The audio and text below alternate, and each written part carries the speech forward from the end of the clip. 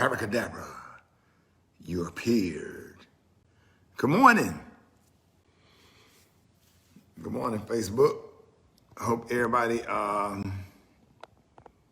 having a blessed morning. I hope everybody's day is great.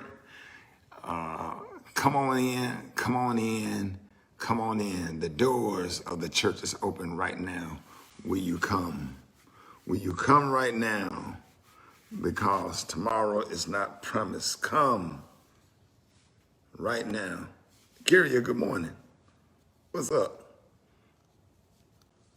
All right, y'all, I'm live. Shout out to Quentin Williams, nephew, defensive tackle for the Jets. I want to talk a little bit this morning. And this is a meaningful Facebook post that I want to have a little conversation. What up, James Pierce? What up, everybody? How y'all feeling, man? Hope everybody blessed this morning. To everybody listening to the radio show, to the morning show, and all the fans, or whatever, listen, it's Father's Day week. A lot of times we post about our loved ones. What up, Anthony Nolan? Hallelujah. Hey, I just want to make this post right here. You know, we always think of, for Father's Day, we always think of, you know, fathers and uncles or whatever. You know, I always shout them out all the time. First of all, good morning to everybody. Thank y'all for joining us or whatever. Today, this post is about, because on my morning show, we've been talking about mentorship, not just a father, but father figures and people that have really kind of been there for you and stood in the gap. And, you know, what up, Eugene Johnson, Mobile, Alabama, in the house. People that have been father figures. I really want to do a special shout out this morning to somebody that really mean a lot to me, and I never expressed this. I've expressed it on the radio show, but I never sit down and just really made a video, and I don't think this person really understand how much he means to me. I want to shout out this morning. I want to talk about two people, Cedric the entertainer and his manager, Eric Rohn. They call him Swanee. Real big shout out to y'all. That was my first manager. Just to tell you a quick story. I was performing at the brand new opening of a comedy club in Atlanta on Peachtree behind the restaurant Houston's that's on Peachtree. It was a comedy club in that building behind Houston's upstairs called Uptown Comedy Corner. Well, I was the first comedian that ever stepped on stage and performed there. And the opening week of Uptown, it wasn't a grand opening, but it was the opening week, and it was just me, and it was Cedric the entertainer on the very first night. And that was a Friday. And I want to say that was the first time I had met Cedric the entertainer. Steve Harvey used to talk about him all the time because he said, hey, I mentor this comedian out of St. Louis, Cedric the entertainer or whatever, you know, and I was excited to meet Ced. One of the nicest guys I ever met in my life. And so we were staying at the Sheraton Hotel off of 14th Street. I'll never forget it. And so we did the two shows that night. The first show was 13 people in the audience. And this had to be about 91, maybe 91 or 92, whatever. I think it was 91. And I was opening up a set. It was just me and him on the first show and then me and him on the second show. So I was like, man, I'm Rickey Smiley from Birmingham, Alabama. It's a pleasure to meet you. He's like, yeah, Steve told me about you. He said, let's have breakfast and chop it up. So I'll never forget it. Ced probably wouldn't remember this probably wouldn't remember it. I said, so we agreed to meet up in the hotel lobby and have breakfast together. So it was just me and Cedric the entertainer sitting there having breakfast. I was a young comic from Birmingham, Alabama. Ced was, real popular, gaining popularity. It wasn't a lot of TV shows and platforms. Ced, we were sitting there having breakfast, and he was like, well, I do a Wednesday night in St. Louis at this club called Manning's. And he said it pays pay $500. I'm thinking to myself, $500 on a Wednesday night, I said, I would love to do it. So he said, I'll hook you up with my manager, Swan, or whatever. And so I got in a Ford Escort, and I drove 8 hours to St. Louis. They put me up at the downtown Embassy Suites. I'll never forget it. Somebody came and picked me up, and I didn't know it was like a club. I thought it was a comedy club. So I had a suit on and a briefcase. So I'm trying to be professional, but that day earlier that day, I went over to Ced's manager house because I didn't have a manager. And I'll never forget, I was in there, Swan was in there, he was ironing, and I was in Eric Rohn's living room, and he had an ironing board up, and he was ironing some pants and was trying to put a cuff in his pants or whatever. And I said, hey, I need a manager. I don't have a manager. I don't have no kind of representation or whatever. So he was like, okay, I'll manage you. He put out a little contract on one piece of paper. And he said, you just sign right here. And I signed right there. He said, okay, I'm your manager. He said, I'll be calling you about some stuff. So we went and did the show that night. And Ced was up on stage. That night I met Darius Bradford. I met Nasty Nate. I met this comedian named Andre. We still friends to this day. My first time ever meeting them. And that was my first time being in St. Louis. In Ced's backyard, every Wednesday night at this damn club called Manning's. And so I performed. I got paid $500, and I gave Swan his split. And I started going on the road, opening for Cedric the Entertainer. We did college tours. We went all over the country. And I just want to say happy Father's Day to Cedric the Entertainer and Eric Rohn, his manager, who is still his manager. I want to thank y'all for y'all's mentorship. Thank y'all for being big brothers. Thank y'all for your leadership. Thank you for everything that you do for a lot of comics. I know comedian JJ and somebody I mentor, Rita Brent, they do shows with you and open for you. And I just really want to say thank you. And I have so much gratitude and thankfulness to the opportunities that you provided for me. And the only part that really made me sad about all of this is my career just kind of took off, and Ced was a big star, and you never get to work together. But I just want to say thank you for teaching me how to perform by watching Ced, and of course Steve Harvey and Mark Curry and different comedians. But watching Ced perform, watching Ced entertain, watching Ced, his style and how he did stuff on stage, and just watching it really just kind of opened up my eyes, because I'm a musician as well, and just me to be able to mix music and entertainment together with comedy, that was kind of like what my flavor was, and I still do it to this day. So I want to say happy Father's Day to you, Ced. Thank you for being a big brother, and you and Eric Rohn for being mentors and father figures. I don't have your numbers. I don't know how to get in touch with you or whatever. I'm sure you would give it to me. Don't mean it like that, but I just haven't.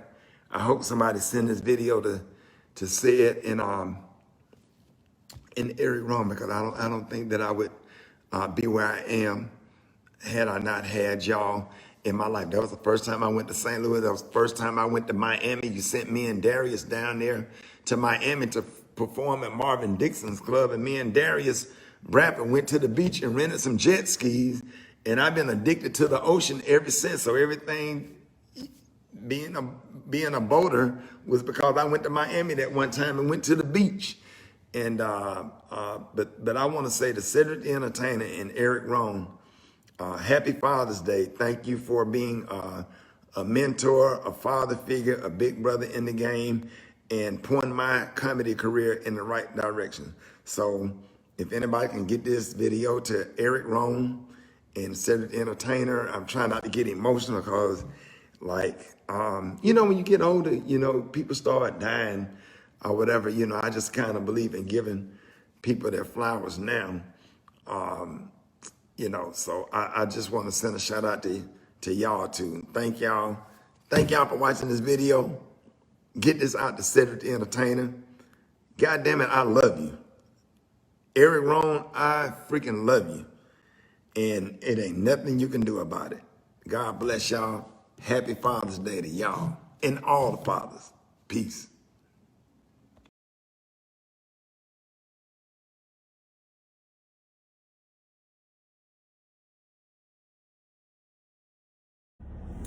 Okay, so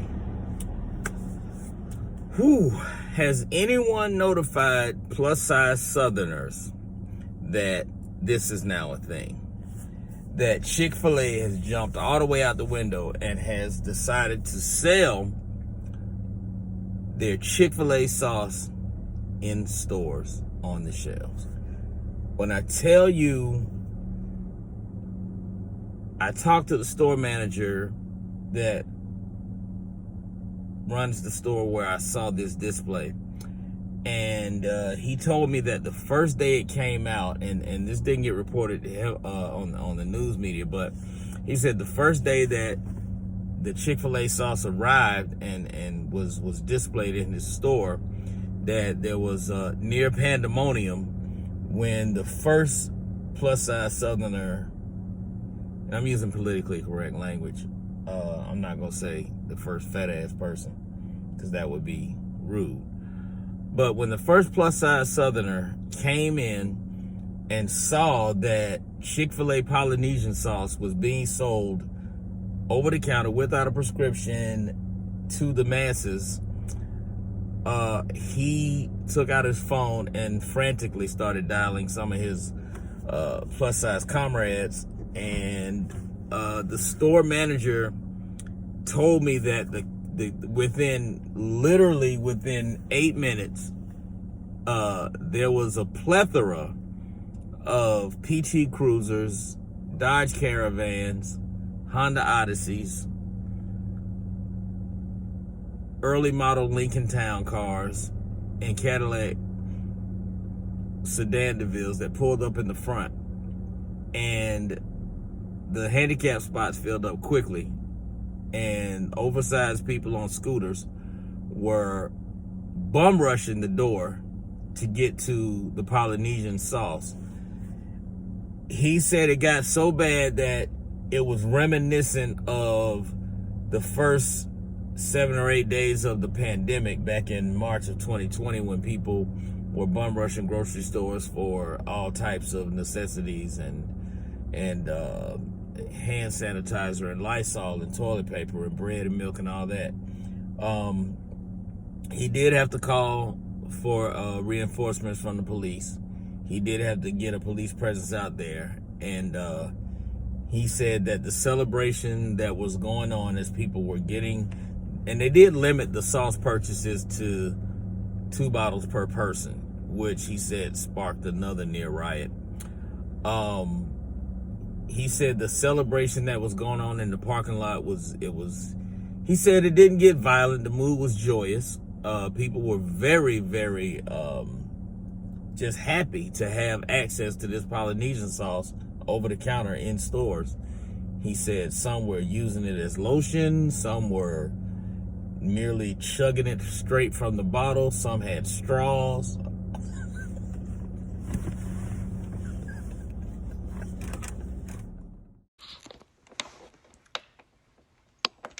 Rich Rising, kings and queens. Grand Rising on this beautiful, beautiful Wednesday.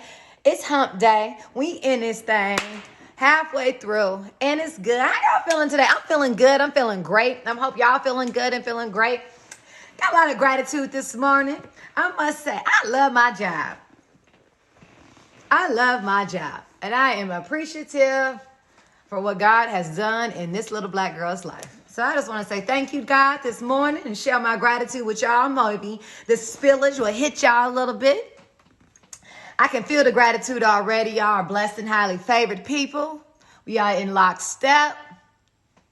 Hey, I can feel it. And happy birthday, Tupac. 50th birthday. What's up, Austin, Texas in the building? Rich Rising, Grand Rising to all of y'all. I got your front page news coming up in just a second.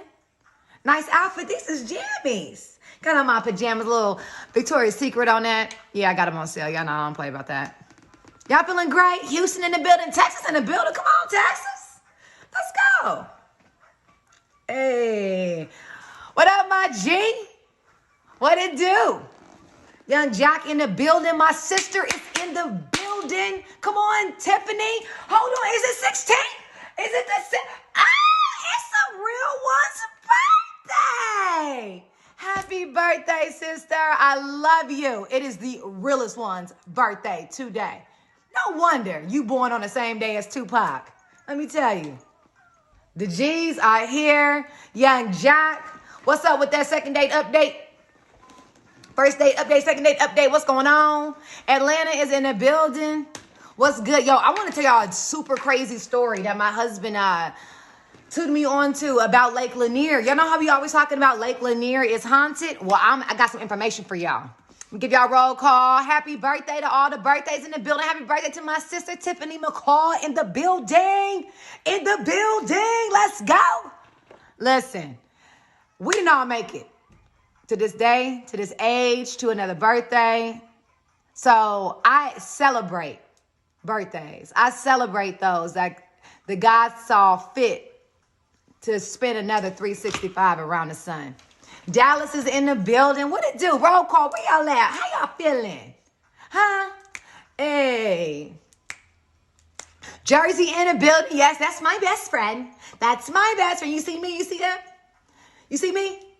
That's me. That's my friend. It's my best friend. What's up, Kevin Taylor? In the building. Hey. The word of the day is fauna. Oh, I'm going to learn what that means in just a second. Yes. Tip's birthday is a national holiday. Happy birthday, Tip. Now, let me tell you. There's nothing more that I wanted for this week, this day, to be in Jamaica with my sister. The way this work job is set up and these 3 kids are set up and this schedule set up, it was not possible. When I tell you I'm there with all my heart and all my spirits, I love you, sissy. 40 is it, baby. See, y'all them young kids, we up in here playing in 40s, honey, and still got edges. Let's go. So happy birthday to my sister. And I got some news for you guys. Did you hear about what the Senate passed yesterday? Oh, no, yes, maybe. Juneteenth, let's go. So the Senate passed yesterday a bill that would make Juneteenth a federal holiday. The holiday is known as the Emancipation Day, and it marks the day that the U.S. slaves in Galveston, Texas, found out they were free. That might be why Texas is so hard in the building. They understand their significance. Come on now. Galveston right up off that water. They were trying to play reindeer games. They had to let them know. So Juneteenth is celebrated already in 47 states, but the bill still needs to pass in the House and get signed by Biden. And then when he does, it's going to be a national holiday, as it should, because it's my real 4th of July. And about that George Floyd Justice and Policing Act, we can go ahead and slide that on there next to the Juneteenth bill, and we can get them signed together. How about that? For a little equality, a little leveling of the playing fields. I'm just saying. And I said what I said. I don't know what we playing up in here. Chicka, chicka, chicka, chicka, chicka. But nevertheless, it's international news. Today, President Biden will meet with the Russian President Vladimir Putin. And Biden plans to bring up a range of issues, including his Russian cyber attacks on U.S. companies. Now, you know I do my news every day. We had 2 ransomware attacks. One on the largest meat processing plant in the United States. Shut the meat processing plant down, mess up people's work jobs, mess up meat flow. And it was all done as a cyber attack, ransomware. They had to pay these millions of dollars We got about 4.4 million back, but it was absolutely bananas. And then on top of that, the Colonial Pipeline. Y'all remember when that gas went up? They trying to act like they don't want it to come back down. The pipeline is working. Stop playing with us. Let's run these regular gas prices, not GPAs. I don't want a 3.99, okay? I want a 2.19. I want a GPA. I want a normal gas price. So I guess our president gonna talk to Vladimir Putin about his people continuously messing up our little electronics. On top of that, coronavirus news yesterday, super sucky. It was another milestone hit. 600,000 now deaths from the COVID-19. I'm down here at Shakewear Mall right now, bro. Man, where these phone folks at, son? I don't know where these phone folks at. Yeah, y'all gonna sell something, ain't nobody anymore. Trying to buy me some fake ass airport. So these folks tripping, man. These folks ain't over here. Oh shit, look at him. Goddamn, look at him. Shit, what's up, man? Man. Goddamn diggity dick, man. Goddamn dick go right there, man. Yo, man. Goddamn, this stuff sell out of, they sell all the little things for to make the fat girls, make them look skinny when they be in the club. They just always sell all the stuff to make the fat girl look skinny when they're in the club, but that's what all these girls be wearing, but they be squeezing them goddamn big ass stomach in, but look at all these things right here. They be wearing all these to squeeze them big ass stomachs in, but these little models be, how you gonna put these on little skinny girls, don't put them on the fat girl? So they need to have fat models. How the hell you got all these models in here fine as hell, son? And then they got the fat suit on the skinny model. That don't make no damn sense. I'm telling you, buddy, what all these girls be having on in the club, boy. But them girls be coming in that club, they be fat as hell, boy. But they're on side, they're on 28. Gonna be a side 28 in the dress. They put one of these things on right here. Look at that thing, boy. That thing squeeze your legs up, your stomach. Look at this thing like a damn bulletproof vest, y'all. What the hell is going on, boy? All these little skinny ass models. Look at all these little skinny ass models with the damn fine girl suit on. Tricking folks. They'll go all the way down to the down knee, make your knees skinny, y'all. Boy, they girl know they be flexing, boy. Ooh, buddy girl, know they be flexing. Trying to act like they fine. Man, shout it, man, these girls be. Boy, everybody be lying, shout. Got your big ass no squeeze on. Got them squeezed up in one of them down suit. Like you fine for real, shout. Know your ass got on side 19, shout. Big ass. Come over here, say, give me all of them. Give me all of them. Come on this side, say, give me all of them. Give me all of them. Give me all them big ass cookies. But this shit was hard. But that chain, that hard, boy. But that thing hard, boy. I gotta get my money right now. I gotta get my money back right now. If I get that, boy, I gotta get Rickey to give me. What if I need to give me a raise, son? All the good work I've been doing, buddy. I swear these folks need to give me a raise, boy. I've been so consistent. I'm talking about, you get a raise when you show some consistent. Hell, I've been consistent. Shout out consistent, ain't been to work. 5 down years, son. Man, little shot over there, how the hell, man? Shot over there, find the girl, man. The fuck? She with a nigga, though. I ain't gonna sound like that. Who the hell still eat bubblegum?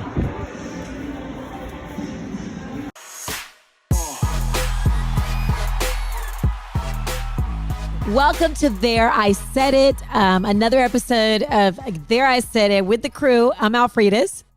I'm Vic Jagger. And I'm Gary with the T. Oh, Vic. Look at Vic's. I love your hair. I know. So I probably got to turn this light down. So it's a little, Yeah, it's a girl. little bit too bright. You're shining bright like a diamond, honey. Mhm. Shine bright like a diamond. So Listen, I like let me it. tell y'all what happened. What happened? So, I don't care about hair, because Well, it's a good thing. It's a good thing. I know, because I know I look good bald, right? Right. So Yeah. here's the thing. I always keep my hair blonde, and my hair was growing out a little bit. I said, I'm going to cut it down just a little bit, right? Mhm. Well, I was about to jump in the shower, and I tried to, and I took a little bit too much off. You did yourself? Yes, I cut my hair myself, but I didn't have a guard. Usually I do like one guard, or this time it was just like buzz, but I thought it was like Elmer Fudd, like smooth. So Yeah. I really thought that I was going to have to like wrap my hair up, and so I just kept going. I was like, you know what? It's hair. Who cares? Yeah. It's going to grow back. I know I look good with a bald head, so it's whatever. Yeah, So I got it's my so- buzz cut. Well, I hope my That's cool. friends still think the same, because my friend just was texting me all day. Tell your coworker, honey, what's her name? I said her name is Vic. He said, please tell her, honey, she could sit on my face anytime. I'm like, oh yeah. And let me tell y'all this. Who is this? Gary Who is not lying. I'm I not was gonna out say- at dinner with my girlfriend, and Gary called. I said, "Hey, boo, I'm out at dinner. Is it an emergency? Can I call you back in about 10 minutes?" He said, "No. I just want to tell you this. My friend Yeah. said that you will." No, Gary said you will always have a place Yeah. on his face. I That's was like, what- wait a minute now. He said I that. like that. I like that. I like that. Yes, honey. I was like, oh my God, honey. So can we see this guy? Like, what's his deal? No, because Well, he is. he's what? married. He's very married, honey. He's very Gary, married. we don't do that. No, I know exactly. Honey, But Vic then I wasn't said there. how much money he made. Oh, But no, then I she said, I does. was She just lied. kidding. I was just She kidding. lied. I She don't don't do play that them again. games. No. So I love that. I like that. I don't know if y'all noticed Yeah. something different about my hair. I do see that you have them braids, and I'm all poetic justice in here for y'all. you had the Yeah. stiff neck earlier on FaceTime. It hurt was so like, your head- bad. Is it Y'all. sore? Let me tell y'all Yes. something. I literally told her, okay, and I like her, but I was just like, hey, for real, I'm not trying to look like Janet Jackson. Make him kind of, I don't want him too small, not too big. You didn't want the poetic justice. It's exactly what Yeah. I got. It is It's poetic exactly- justice. It's poetic justice. Is it cool though? Is it in? Because everything No, that's it's really 80s and cute. 90s. It is really cute. And Yeah. let me tell you something else. As a 50-year-old woman, I kind of feel some type of way about giving myself baby hair. So braids that don't really why? look good on me. Yes, that's why you say. That was no damn baby hair. But everybody you can do a does. little bit of baby hair. Like just a little bit. Janet Jackson does it, J-Lo does it, but Oh, I yeah, feel yeah. some You type don't of have to have the full, like a whole bang. Some folks, it's not baby hair. And we know y'all put y'all gelling bangs down on your forehead. Yes, honey, too damn much gel, honey. But listen, y'all, I want to say, this weekend I had the opportunity, and we were looking for you, Vic, everywhere. But our friends and I happened, we hung out this past Yeah, so weekend. much I fun. saw the pictures. Yeah. So much fun. It was a really nice time, honey, at the barbecue. But my friends opened up a restaurant, honey. Hattie Marie's, honey. Ooh, in child. Hearst, Is it Texas. delicious? Girl. I don't even want to talk. First off, I don't eat meat, but they had fried Oh, you eat lobster meat. tail. It Yes. was not that, but it was amazing. And I was like, okay, I don't really eat meat, but let me see what they had. Greens, they had cabbage. I was like, I don't really eat anybody's cabbage but my mom's. Listen, It was This good. this was like Yeah. the No, best. everybody can't make food. cabbage. That's what I'm trying. I've only liked my mom's. I had to tell my mom, I was like, Mom, I found a place with cabbage. I will Yeah. drive to Hearst just for the cabbage. I'm not even Yes. kidding. It was It's delicious. really good. It was Yeah. amazing. I was so happy. Ooh, Yes. la la. Got us a spot when you come through, Vic. Yes, I exactly. definitely, yes. When you come through, we're going You know, there. I'm yes. always down to eat now. Yes. And then Yeah. there was another, we went and had some dessert at this. Oh. What is? Let me find it. Lily's. Oh my gosh, I feel so bad because I do not no. remember that. It was so good. Else, the candy place, honey, Oh my God, in Irving. in Irving and Cottonwood. You don't Oh my you God. eat candy. Okay, Was here's it where like- it is. No, it's right across from the Four Seasons. Yes. Okay. I cannot remember. This was the With most an L. it was the most delicious. Lick 'em lollipops. It was No, everything. bitch, she had something. She Everything. had a fruit basket. What was that thing you had out freezer? Why did she tell me? She was like, "Do you like salads?" I was like, "Yeah," but this is like a candy place, like Too many with. Yeah. jokes. It's too many And I was, jokes in yeah, I know, there. but I was like, "Yeah, I No. like salad." She made me. Why did she make me a salad with cake and it was like an apple, like a candy Yeah. apple salad? It was Yeah. amazing, Yeah. and I want to go out there for another one. Except, Talking to my production assistant. Excuse me. can you okay, turn this- except I kept trying on my bikinis today, and I can't fit any of them, so I'm gonna have to do Really? one piece. It's bad. It was so good though, so we have to take you there too. And I Yeah. feel bad that we don't remember the name of it. But and Damn. both of these places are black owned. So we Yes. definitely need to support. So I'm excited to take you there as soon as we remember the name of it. Dog. I can't. I'm very upset. But anyway, Vic, you're late. You getting it right? You getting it right? Yeah. I'm getting it right. Okay, good. Okay, good. So y'all saw what Little Duval said. I want to get y'all's opinion on this. Little Duval said the other day, he was like, y'all out here, leaving these good relationships when somebody cheats with one person. Like, it's just like a one night stand. And y'all like, okay, I'm out. Leave the kids. You've been with this person forever and you leaving. And he was like, I can see if it's, if somebody's had a relationship on you, but just for a one night stand, you shouldn't do it. I was like, I knew you were going to. Go ahead, Gary. Let me tell you something, honey. The hell with that shit. That bothers me. Because let me tell you why it bothers me. First of all, and men say that all the doggone time to y'all women about, it was nothing. We just had sex, honey. It was just nothing. It didn't mean nothing. It mean a goddamn lot. Because my thing is that you giving my dick to somebody else that was supposed to be for me. So now this bitch across the street know what your dick look like because you didn't have her. And now it's no longer special to me because somebody else didn't have it. You shared it. The hell with it. Let a woman go screw a man for one damn day and see what a man say. Please. Let him do it. He'll It's be over. done. It's true. I don't even like to think about stuff like this because I'm like, I don't know what I might do. But I think about these people who done had these break babies. And like, not only did you cheat, even if you said, oh, it was just one time, but you got her pregnant. Now I got to remember it for the rest of my life. Yes, So, ma'am. that's different. So a break Oh. baby, no. Because now, especially if it looks like the mama. But even if it doesn't, you have to have a relationship with that mother. If you stay with it, look at Gabrielle Union, look at Ludacris. Yes, ma'am. So, Oh, yeah. Vic, in essence, you saying that you would allow the man to just cheat one time Well- and then take him back?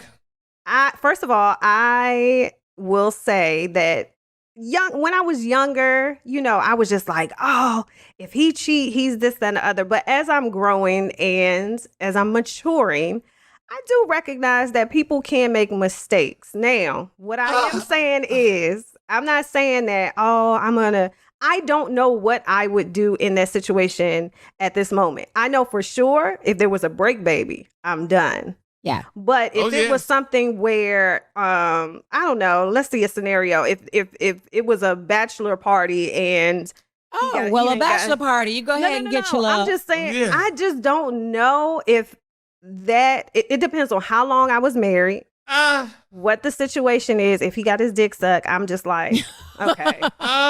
He even got his dick sucked. Okay. But, it's just like, I would really have to think about it. I might leave. I just don't know if I'm not in that situation at the moment. It just really depends on what went down. That just sounds, I just can't accept that, Vic, because my thing is, and everybody want to talk about if it was an accident. Bitch, an accident is when I bump my car to yours. Yes. That's an accident. So you When pull you somebody's pants down. Thank you. Yeah, it's and not penetrate, really. that's not an accident, honey. I just, and I guess that's like we talked about this maybe before. That's probably why I'm always be by myself. I can't accept that. No, and I understand, but I'm going to look at it like this. If I do stay, just know I got a cheat pass. But I don't want a cheap pass. No, that's real petty. I don't even want a cheap pass. That's but petty. Here's I'm how I speaking feel. For a certain number of women out there that want Yeah, to cheat. that's Yeah. true. I'm It's a true. back. Well, Vic, you said as you've gotten older, you've said that, you might, you think differently. But as I've gotten older, I realized that any guy that I've ever dated who's cheated on me, and they were like, it wasn't me, it was a one-off. Guess what they've done? Cheated again. So that's So- what I'm saying. Yes, that's what I'm saying. But I just, when you say I'm not going to do it, your Never say never. bond with Steve, right? Your bond with your husband. Y'all done been through. Well, he would just have to whole die. lot. So Okay. Yeah, but this is how I look at what really bothers me, and I guess it's as we get older and stuff. But to me it's a psychological thing. Cause here you are, Miss Vic, honey, all out in the public, honey, looking cute, bitch, honey, at an event with her man, and then there's Quisha across the hall. Vic thinking she looking all cute with her man, and Quisha child. across the hall looking at her. Yeah, I fucked him yesterday. She thinks she all that. I can't take that. I cannot take I it. agree, Gary. I done been there. Okay, as a public figure. haven't we all? Listen, okay, but I'm just saying I'm not saying that I'm gonna stay with him. I'm just saying I don't know what I would do in that because I'm not in that situation right now. Now I just feel like at this age, at this age, I could nah. leave. Yeah. I'm too old now at this age to accept that. I don't know. I mean, I hate to Yes. accept at my age. I'm like, dude, if you want, like, and I'm also old enough to realize that if somebody wants to be with somebody else, they're going to be with somebody else, married to me or not, whatever the case may be. So if you do want to be with somebody else, you're going to do it. So go do it, and y'all keep doing it, and don't come back home. Because, honey, I was surprised how many couples. Oh, I'm sure. Oh, no, we definitely know. There's a lot. Listen, I said I'm being a badass right now. I'm not real. I'm being a badass. I don't know. I'm being a badass. But I'm just saying that, you know, I hope that I would look into the history of the men that I've dated and been with in the past, had relationships with in the past, and said, you know what? If a man cheats, he wants to be with somebody else. So if somebody wants to be with somebody else, you have to allow them. You know, I mean, you want to be with somebody else, I will allow you to be with them full time. And I hope that I will be that strong. I can see it now. You're going to leave.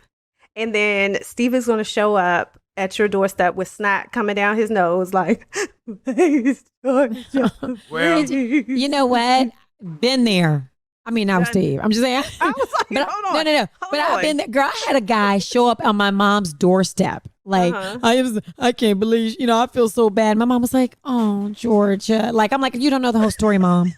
You don't know what this man did. Your mother is just. Yeah, she just says he's at the door with it. He just says he's so sorry. Well. And guess what he did again? I'm like, boy, you done lied to my mama. He went to my mother's house and lied to her. Don't make me reach back into those. I'm trying to be like, all right, you know, I really don't know. Yeah. We just have to let people go. But I'm just break babies. And let me tell you something. Gabrielle Union has to deal with Dwayne Wade's break baby. As proud as she is, because, honey, you know, she's a very proud woman, honey. But wait, she's a boss, but, honey. Have y'all seen the break baby? Have y'all seen family time with the break baby? Never. No. Oh, okay. Oh, what you saying? Oh, I'm just saying, do they have to deal with the break baby? So here's the thing. Here's the thing. We really don't. But here's the thing. We don't ever see the break baby on social media. But here's the thing. That's another thing. So you have this baby, and I'm not saying this is the situation with Gabrielle Union, but I'm saying you have this baby with another woman.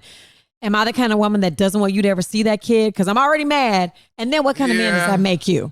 You don't. So now you don't deal with that kid, and you don't deal with that kid's mom. You just send money. So that makes you a bad guy too. But I also don't want you dealing with that baby and that mama. Because what if the chick is like a hood joint, like just a? They usually are.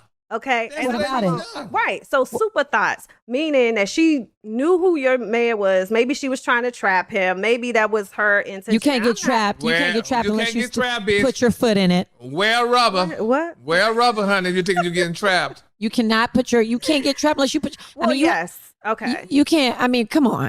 But I mean, the man. If she like intention, you know how. But Vic, sorry, it doesn't goddamn matter. He knew that he had Gabrielle at home when he left from home. No, they were on the break. Baby. Well, when they broke up, he knew all that. He knew damn well.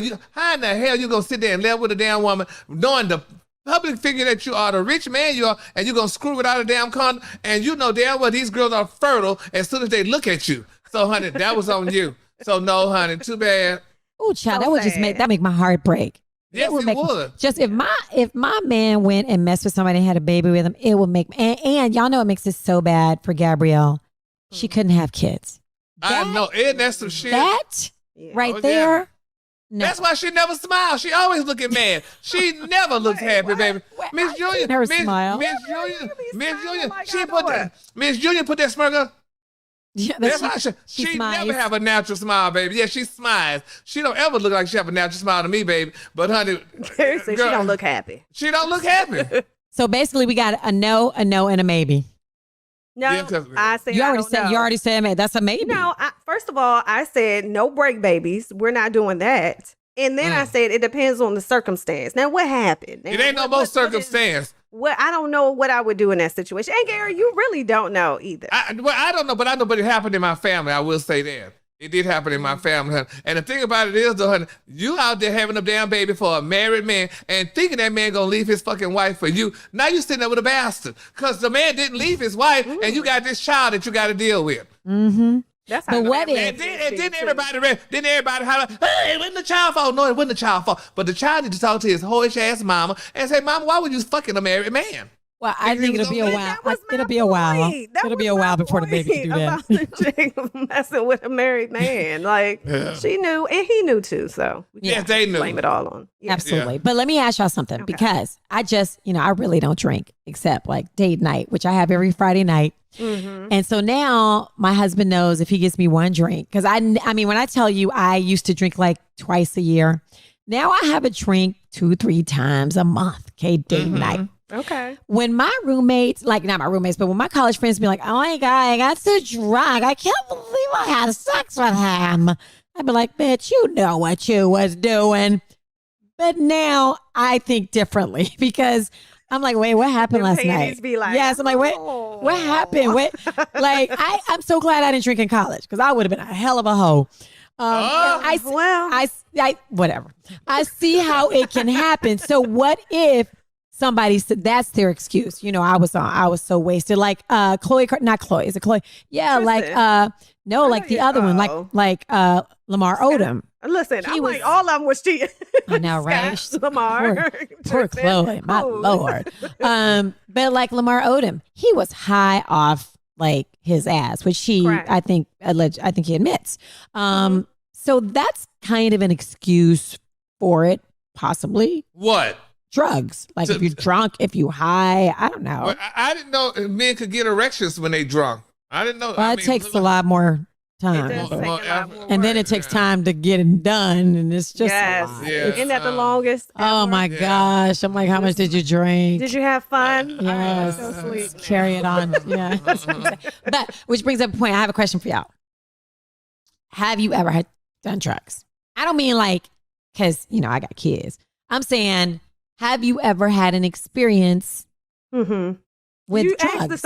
asked the same damn thing. Okay, we all got the will. Listen, I will say, I have, but not hard drugs. What is a hard drug? Like crack? Like coke. Like coke is a hard drug. Meth is a hard drug. LSD is a hard drug. Well, yeah, because where are you going to get that? That stuff changes your brain.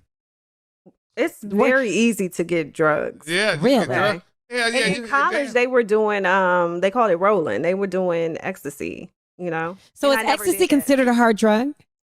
Hell yeah, I think it anything outside of weed is a hard drug. Yes. So I have never smoked weed. However, I did have a boyfriend who blew it in my face. And y'all, so I'm a control freak, right? I like to be in control, which is why I really don't drink. Me too. So my head felt like it was like 400 you had to pounds. break. I was like, I will never. Yes, I was like, I will never ever. Even though he just blew it in my face, I was like, I don't understand how you can do it because and maybe it was this certain strain is like 20 years ago, whatever. I was like, I'll never do it again. And I can see how somebody could be, on drugs and do the wrong thing. Well, Sleep with somebody or whatever. I have never done drugs, never smoked a joint in my life. I don't even drink hardly. I drink a strawberry daiquiri or something sweet like that. Yeah, but I have never same. done drugs because Gary they were said it telling don't me take much for him. No, they were telling me to do weed and stuff when I was going through my chemo and all that stuff. But I was scared because I'm bipolar and I'm like, if I smoke weed, damn, that shit might have me jumping off the building. So Right, I just been right. scared. And one of my coworkers gave me a weed pipe or whatever those things were. And A bong? no, it was just a little long weed pipe that you smoke in. I gave it Okay. to my brothers and their friends come over and smoke it. But You're just gonna out them? I gave it to them. They don't care. But I just have never, I've always wanted to see what it felt like. I listen to what people say, how it makes you feel so mellow, but it just, I don't know. I have to drink wine to fly. And when I was flying this past weekend, they took my bottle of wine from me. So, bitch, I was a nervous wreck on the plane. I just kept tossing and turning because I couldn't get comfortable. But I've never smoked weed. But if I ever smoke weed, people tell me, make sure you're with somebody that you know. And I make sure I take all my jewelry off and everything because, bitch, I don't want them to rob me, honey. Yes, it's true. Smoking It's true. No, you just don't know, baby. You never know. Wind up these with a girls- wind up with a break, baby. Okay, Yeah, bitch. okay. Nah, Gary having the baby. Nah, okay. I threw my damn mouth, but If that was the way. Okay. So Vic, what does weed do to you? To you? Who said that? What? Wait. Wait a minute, Okay. no. Well, you know She already what? said. I You already don't- said. Yes. It depends. Like there are different strains. And some, Oh, you know, you connoisseur. have indica, you have sativa, Oh. and some make you very, you know, energetic. Some make you very Really? mellow. I would think weed have- would never make you energetic. I thought the whole point of weed was to yeah. make you like mellow. Some of it does. It keeps you. What about what's that called? loud? Orange juice. I heard about loud, and it stinks. Yes, loud. Yes. But no, I have anxiety and Oh. stress, and so it really does. Well, hell, that's what I need mellow in you hell. out. It does, but you have to make sure it's the right strain. Yeah. Okay. I asked my And doctor, and he said he wasn't telling me yes or no. when it comes to what I don't do, or what I don't like to do, or what I would never really do, are edibles. I have had a bad experience. Really? Wow. I heard about I have had those. a bad What happened? experience. Okay, the first time I had a brownie, y'all, I Uh-huh. was at this festival and I was really working. I was covering it. I was taking pictures. For the radio station? No. This I wasn't working Okay. in radio. Okay. I wasn't working in radio, but I had my own little blog, so I was taking pictures for that. And I was so hungry, right? And so my homeboy was like, I got this brownie. And I was like, oh, okay, thank you. So I was pinching off of it, right, the whole time. And I realized that I had finished majority of it. And you know, that doesn't kick in until Right.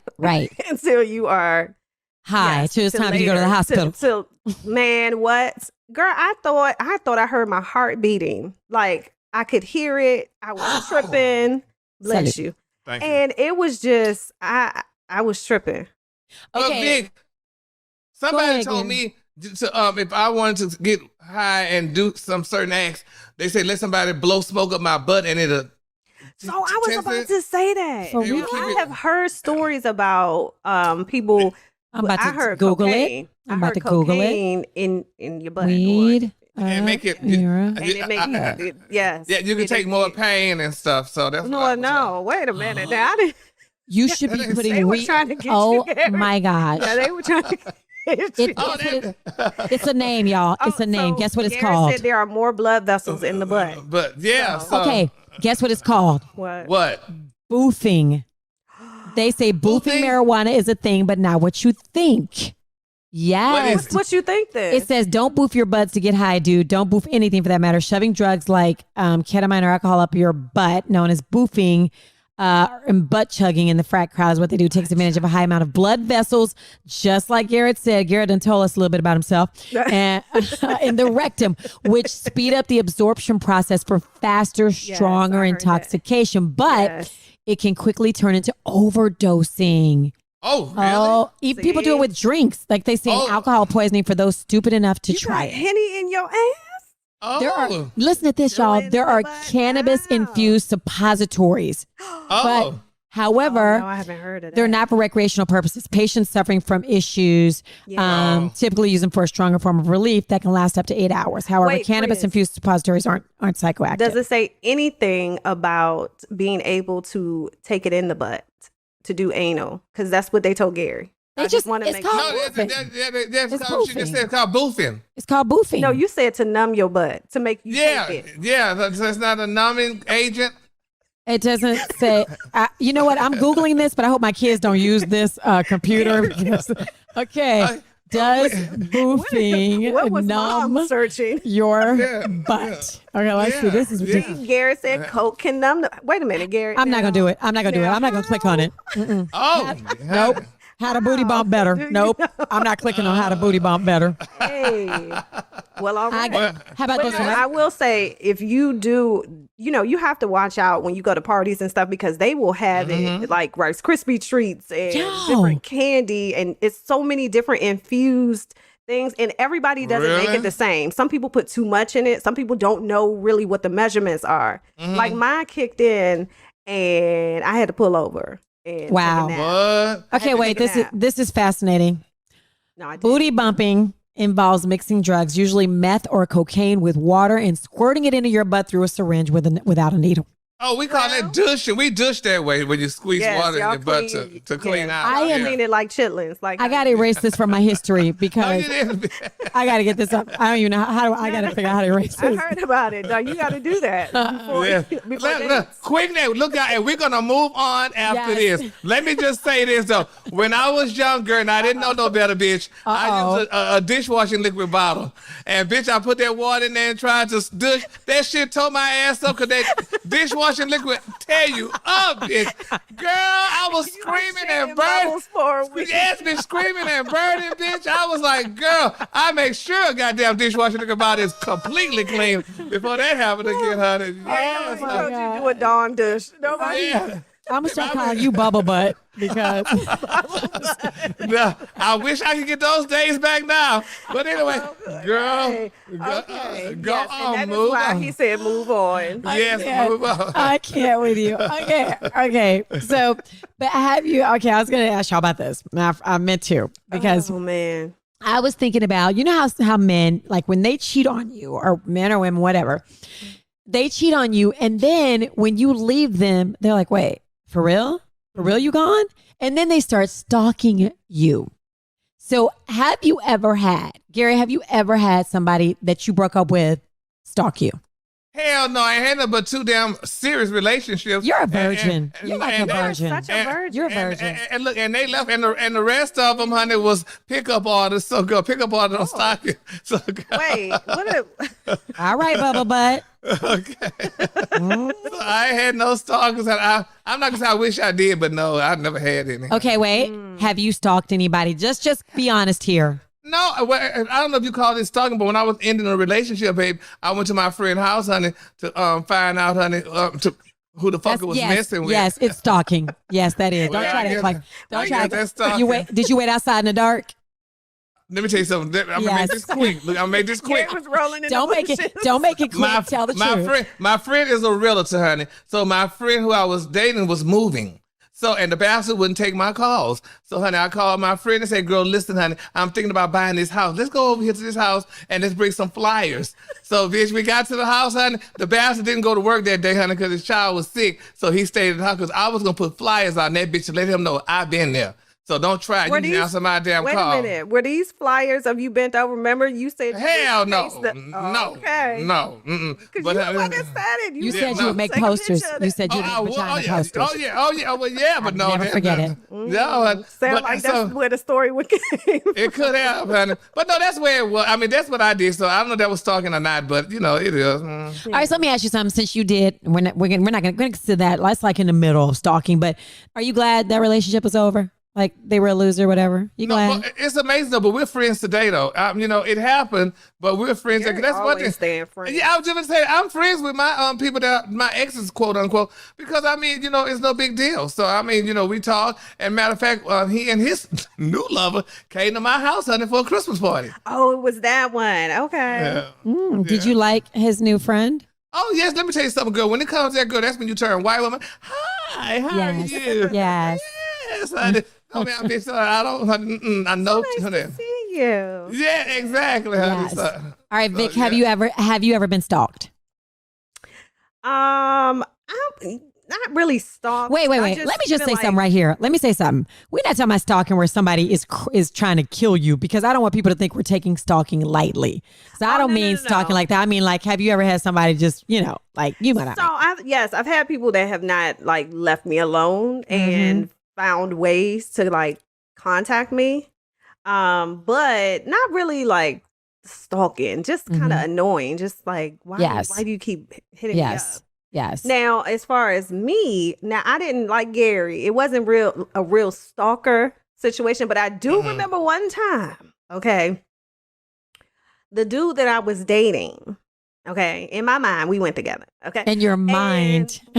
In my mind, we went together. Had you ever gone out with him ever? Oh, yeah, we were dating. We were dating. Okay. But it wasn't like a committed relationship. Mhm. And I remember we were about to leave the club and I told him, I said I wanted to come over and, he didn't say yes or no. And so for Wait. He didn't say yes or for no. me- That's a for me, that was like a fill in the blank okay. situation. So I showed up. And this bastard tried to hide his truck behind this big box truck, right?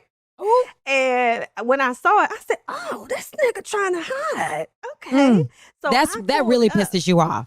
It did. It really did, because I thought somebody was in there. And so when I pulled up in front of the apartment, I saw the blinds kind of move like that, and I was like, "Oh, that nigga in there." Oh, You really were stalking if you saw the blinds move. I saw. Were you in the bushes? I was driving up. I was driving towards the apartment. I saw, like, I think I don't know. He might have peeked out or whatever, but his blinds had moved, and I pulled up. And according to him, I got out the car, and the car was still rolling. Like I had jumped out the car like a damn superhero. I did not, but I went and went up to the door, and it was locked. The front, yeah, because most people lock their doors. No, it was the apartment, the building was locked. So I was like, "Oh, all right." And then I turned around. I think he thought I was gonna do something to his car, so he came out. And girl, I went in and went to sleep, and to his house.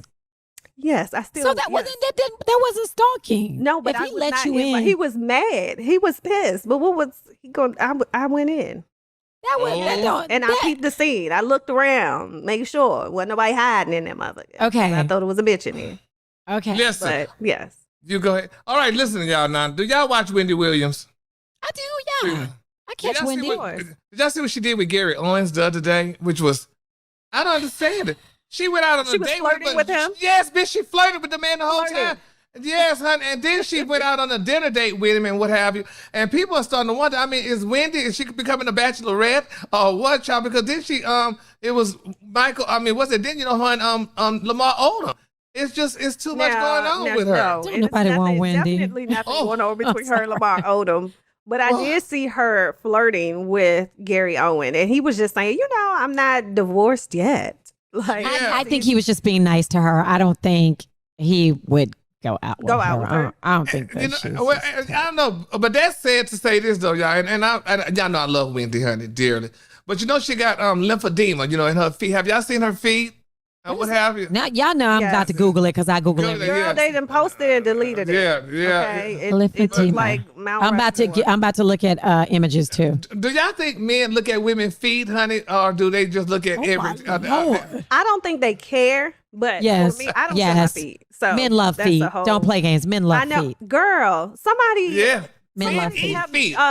Kept sending me text messages asking me how your feet look and what you do with your feet, and I was like, why are you asking me? People love men. My husband, he likes my toes and my feet. Like, I swear, if I had ugly feet, he would probably not like me.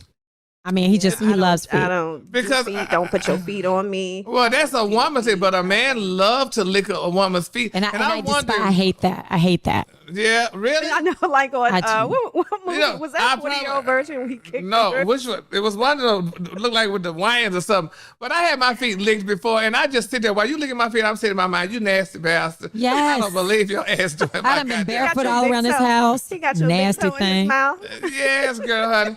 So you didn't enjoy it. You don't enjoy it. I mean, it was a good feeling and stuff, though, but I just didn't, I didn't understand. But like I said, I just think about poor Wendy because she's rich. And do you think, we know with her feet being the way they are, honey, a man still wouldn't like her feet? Because, I mean, do you think they look, because some people talk about they look pig fetish, but they don't look like pigs. We know that men, black men, they love some pig feet. They sure do. Throw some vinegar. Yeah, because why did I'm sorry. It's like looking at me in the face. I have a picture up, and it's like, no, Gary. You know what? Y'all are not. No, no. I had no idea what it was, and then men are not gonna like that. No, and I think even though she's rich, it don't get that rich. I don't think men care. Men do not care. Men do not care. Now, although there are some men who are with women because they're wealthy, maybe. Yeah, a lot of them. Hell, every woman that got some change, that's why that man would have, honey, for the change. You can have two teeth and be wealthy, and a man will still date you. Yes, honey. Listen, guess what? You could have two teeth and not be wealthy, and a man will still have sex with you. Because men do not care. Men do not They think care. with their small heads and not their big ones. It's so true. Yes. It's so true. Okay, I'm sorry. Garrett has written that Coke can numb the butt. Thank you, Gary. that's- We said He's That's okay. been oh. pay attention. Okay, I'm sorry. But okay, it made me think of something. Why you want to have sex if you're? I mean, don't you? Isn't the whole point to feel it? I don't know. But that brings It up. gives you a high. You're high, Georgia Faye. You can't feel it, but the man Especially that's 'cause doing if it, you loving know- it. When you Well, get if I a can't couple feel of it- drinks in you, and it just does something. I won't get too X-rated, but it whoosh. Okay. Yeah, All right. but then well, don't they have a song, Busted Wide Open? Busted Wide Open. Or what does that song say? How I go? Say it again. how Gary. does it go? Busted, I'm busted trying to Wide think. Open. Busted. It's something with Busted. Busted But Wide Open. I can't get the tunes. Can you sing it? I don't know it. I'm trying to see it. Busted. But I don't know. But anyway, that's probably from there. Busted. They probably saying, Bust it. Okay. Bust it. So, You okay, talking about the challenge when the girls was doing a little ride and busted. I don't I remember guess, that. So Gary, you were talking about douching earlier. Can yeah. we say that? I guess we can say whatever the hell we want. Bitch, I yeah, we forgot. can say I forgot. douching. What's Okay. wrong with douching? So what about Jada Pinkett Smith, Jada and Willow and Oh, the steaming. Oh, the steaming of the Yes, Wahoo? I do Yes, that. baby. Oh my God. You do it, Vic? You steam your clam? Oh, I steam it. Okay, Let you me have to tell us you. about the But experience. you know how you guys go to, if you go to a spa, Yeah. you put Yeah. the steam on your face. Yes. And it's really Yeah. Like, oh, the same thing is for your vajayjay. You know, it's one of those things where it can absorb and, easily, right? And Yeah. so what you do is you put all these different herbs in this steaming hot water, and the herbs and everything go up into your wuha, and it does a lot of different things, cleanses, and different herbs are for different things. Yeah. So- 'cause- Go ahead, Gary. no, because we were talking about it on the show, and they told me all I had to do is turn around. Like, y'all want when I just turn around the other way and I could steam. Wait. Steam.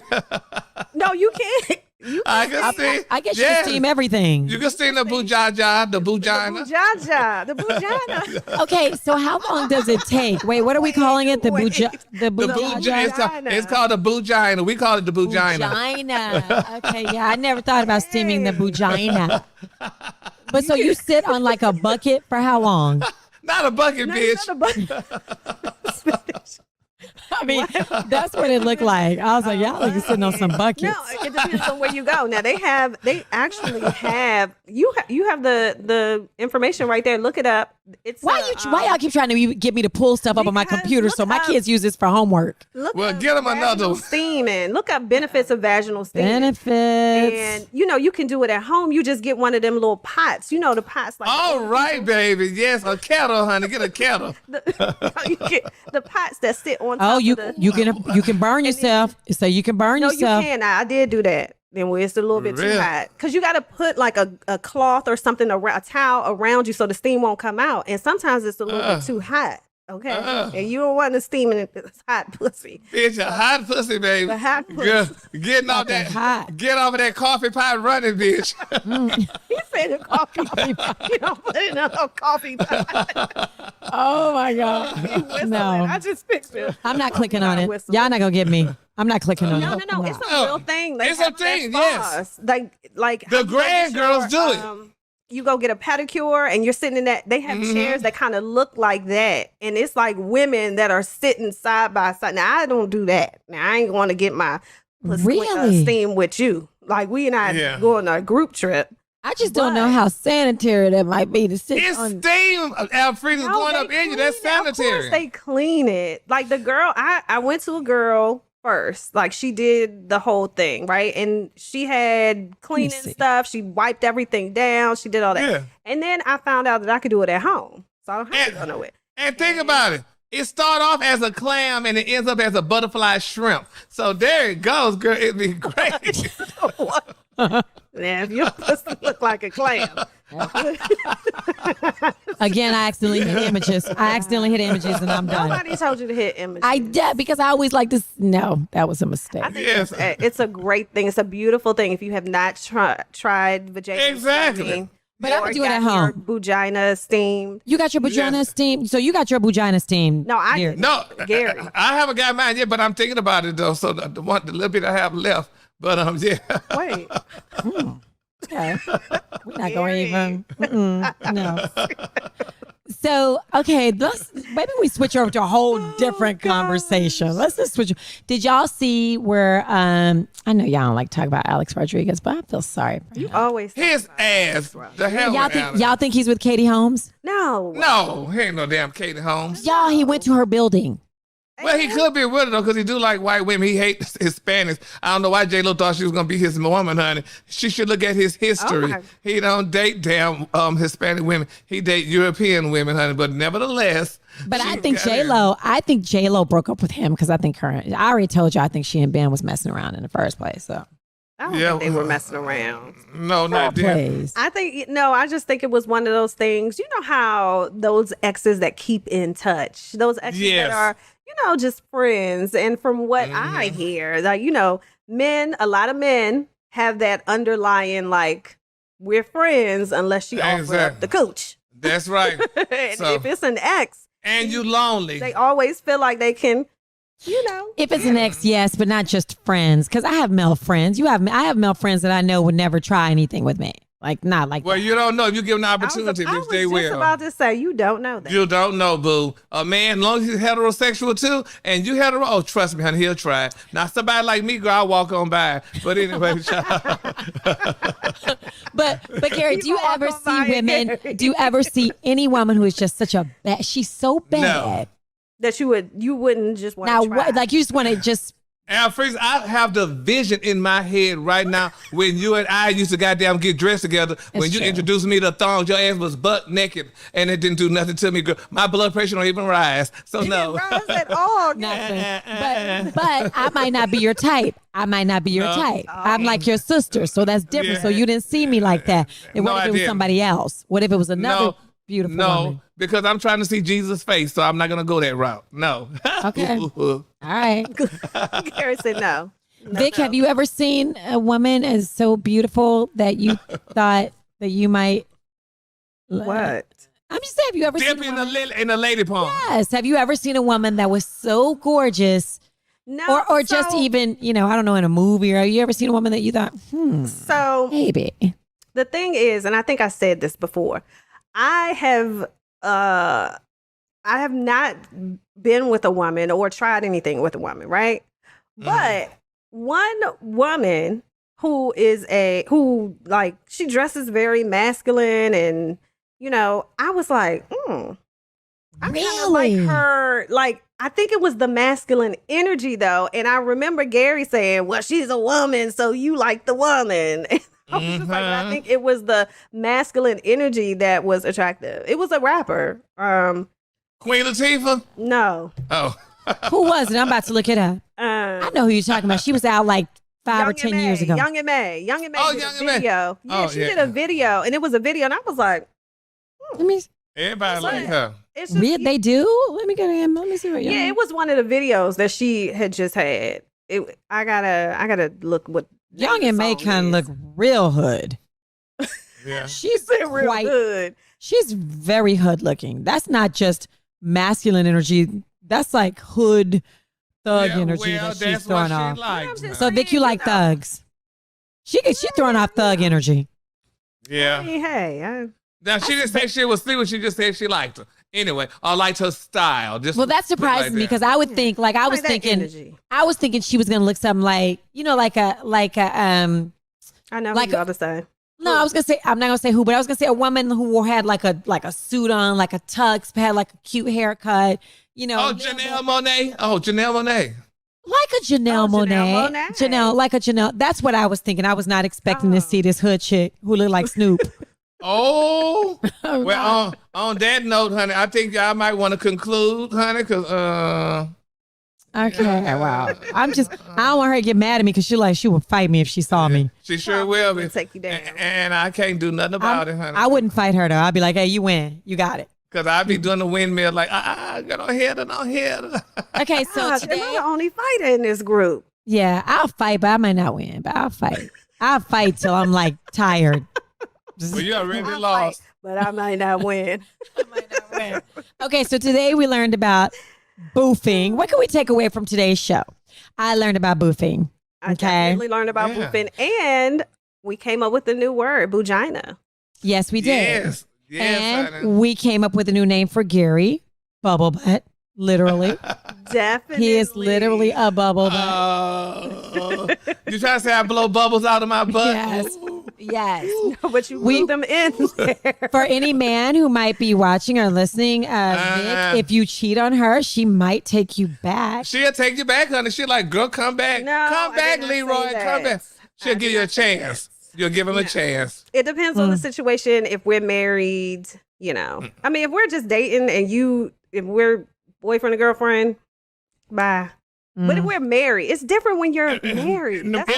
That's worse. That's honey, worse. You're married. That's I don't worse. want that. When you're married, you take those vows too, for better I or don't worse. give a damn. Okay, For better or worse. evidently he broke him then when he cheated. That's right. So no man. That's right. No, So ma'am, the baby. vows are only for one person? Thank you. my You know what? As much as a man might want to cheat, how about I might want to cheat too, but I'm not because I am going to be faithful to you. So if I'm not cheating, I expect you to at least give me that same respect. Well, so. I'm not saying that I would stay or leave. I'm just saying I'm not in that situation. You don't know. So I would have to see. That's why I tell y'all women every time, honey, when your man come home, smell his dick, honey, because if it smell like it's been somewhere else, you gotta let him go. Well, Throw what if him it back. smell like roses? What if it smell real clean? Steve, And That mean if you ain't had roses and stuff at your house, bitch, sitting back.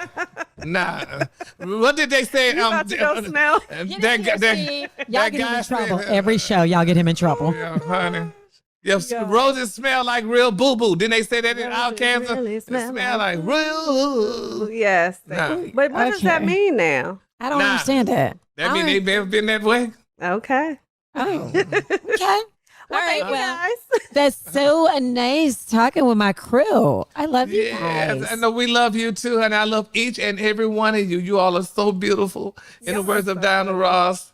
So, and don't forget, y'all, mark your calendars. June the 29th is D-Day. That's my birthday. Oh, that is. Oh my gosh, we gotta plan something so special. What is it? Is that on a Monday? What day is June 29th? Let me look at my Like, what calendar. day is it? You don't even know. Let me see what we You gonna don't do. even on know your what day your birthday on. I know. I think it's a Okay, Monday. yeah. It's a Tuesday. It's a Oh, Tuesday, but we well, have that's an fine. early birthday party. Okay, we gotta figure. Yeah. Y'all remember June 29th? We gotta figure something out for my boo. You know I don't do nothing, honey. I'm going to come sitting right here, girl, honey, in my T-shirt and my pants, honey. Hey, t-shirt. Louis Vuitton ones. Just how you like. Okay, y'all, make sure you check this show out. New episodes every Wednesday That's on right. Apple, Spotify, wherever you get your podcast. And make I sure love you it. rate and Oh, subscribe as well. wait a minute. Wait a motherfucking minute. Wait a minute. Hubby hey, came come through. here, babe. Yeah. Get over here. Let me see what. I'm just Oh, why kidding. are you grabbing? I'm just kidding. And on that note, On that note, no. Okay, listen, if you're going to rate, if you're not giving us 5 stars, don't rate at all. that's right. Somebody gave Yes. us 3 stars. I wish I knew their name. Somebody gave us 3 stars. Don't even do it. No, baby, 5, honey. You see, I counted He 5. said 5. it's got to be 5. 5 stars He or said, don't give us a Make rate. sure you get. All right, Yeah, y'all. Yes, 5. Always 5. Bye, darlings. Bye, ya. Bye, darlings.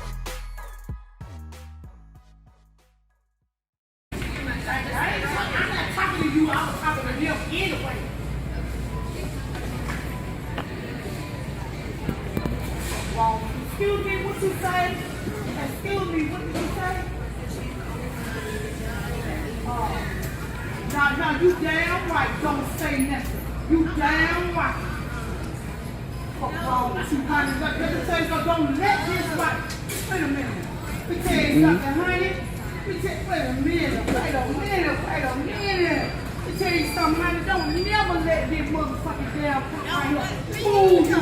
Bleed evil. Let's go back to that goddamn piece while you working back in your ugly bitch. What's wrong with you? Kick your mother. Come on out here. Let her come on out here and see when she get her ass whooped all the way back to the back. Are you kidding me? Get the fuck on out of my motherfucking hate of that shit. I'm the one who whooped your ass today. Believe me. Feel all of She drove off too. All right, so I have a series of questions for you that I would like to. I'm doing an interview. I want to see how millennials think. Are you a millennial or you a Gen Z? You're a Gen Z, right? I don't know. I don't know none of that. You're 19, so you're a Gen Z. Yeah. So I need to know where you stand on some things. I'm gonna get your opinion, and I want you to be honest and answer the first thing that comes to your mind. I want you to give it too much thought. All right?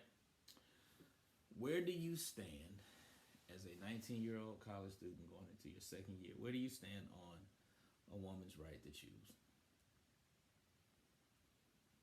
Her body, her choice. So you support a woman's right to choose. Yeah. How important is it to you?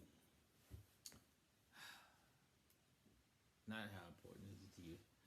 What is your stand on gay marriage? Let people love who they want to love. That has nothing to do with the next person. So you support gay marriage? 100%. That has nothing to do with me. So why would I even... Let me ask you this. Do you have a best friend? Yeah.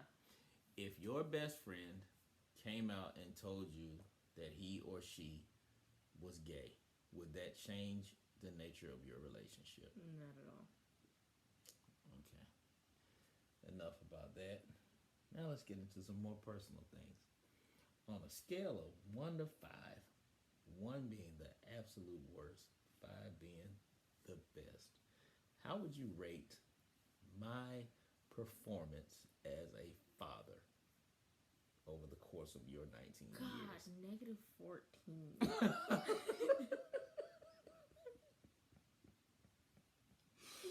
Negative 14. I'm just kidding. Wow. I'll give you a solid 4.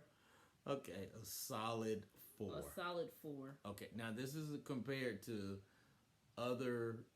Now I want you to think about people you know, friends, I acquaintances. have some friends with pretty trash dads. That's what I'm saying. Like, Okay. I'll give you a solid 4. Okay, so based on what you've seen other friends have. Now, when you say trash, what do you mean? Like Just not good people.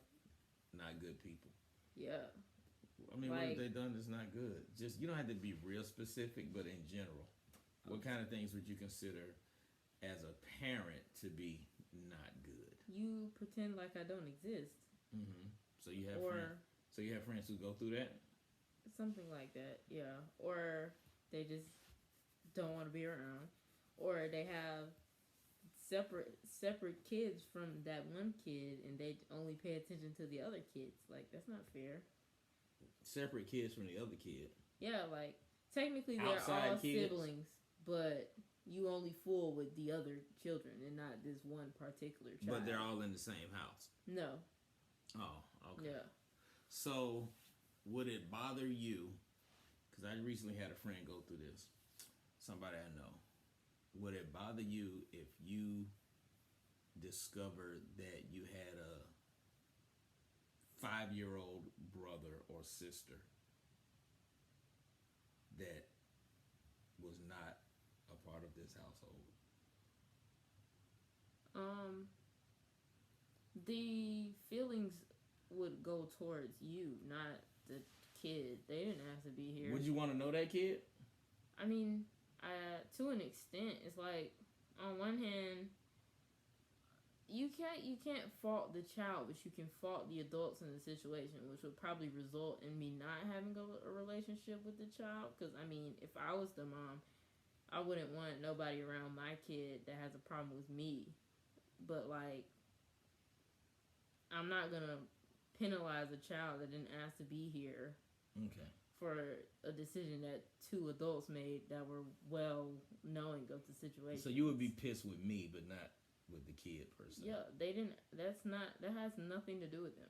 Their circumstances were just a card. So you think that you they would? were So dealt. would you stop speaking to me if I came to you and said, "Hey, by the way, I had a 5-year-old son." Probably. You would stop For a speaking to me? while, probably.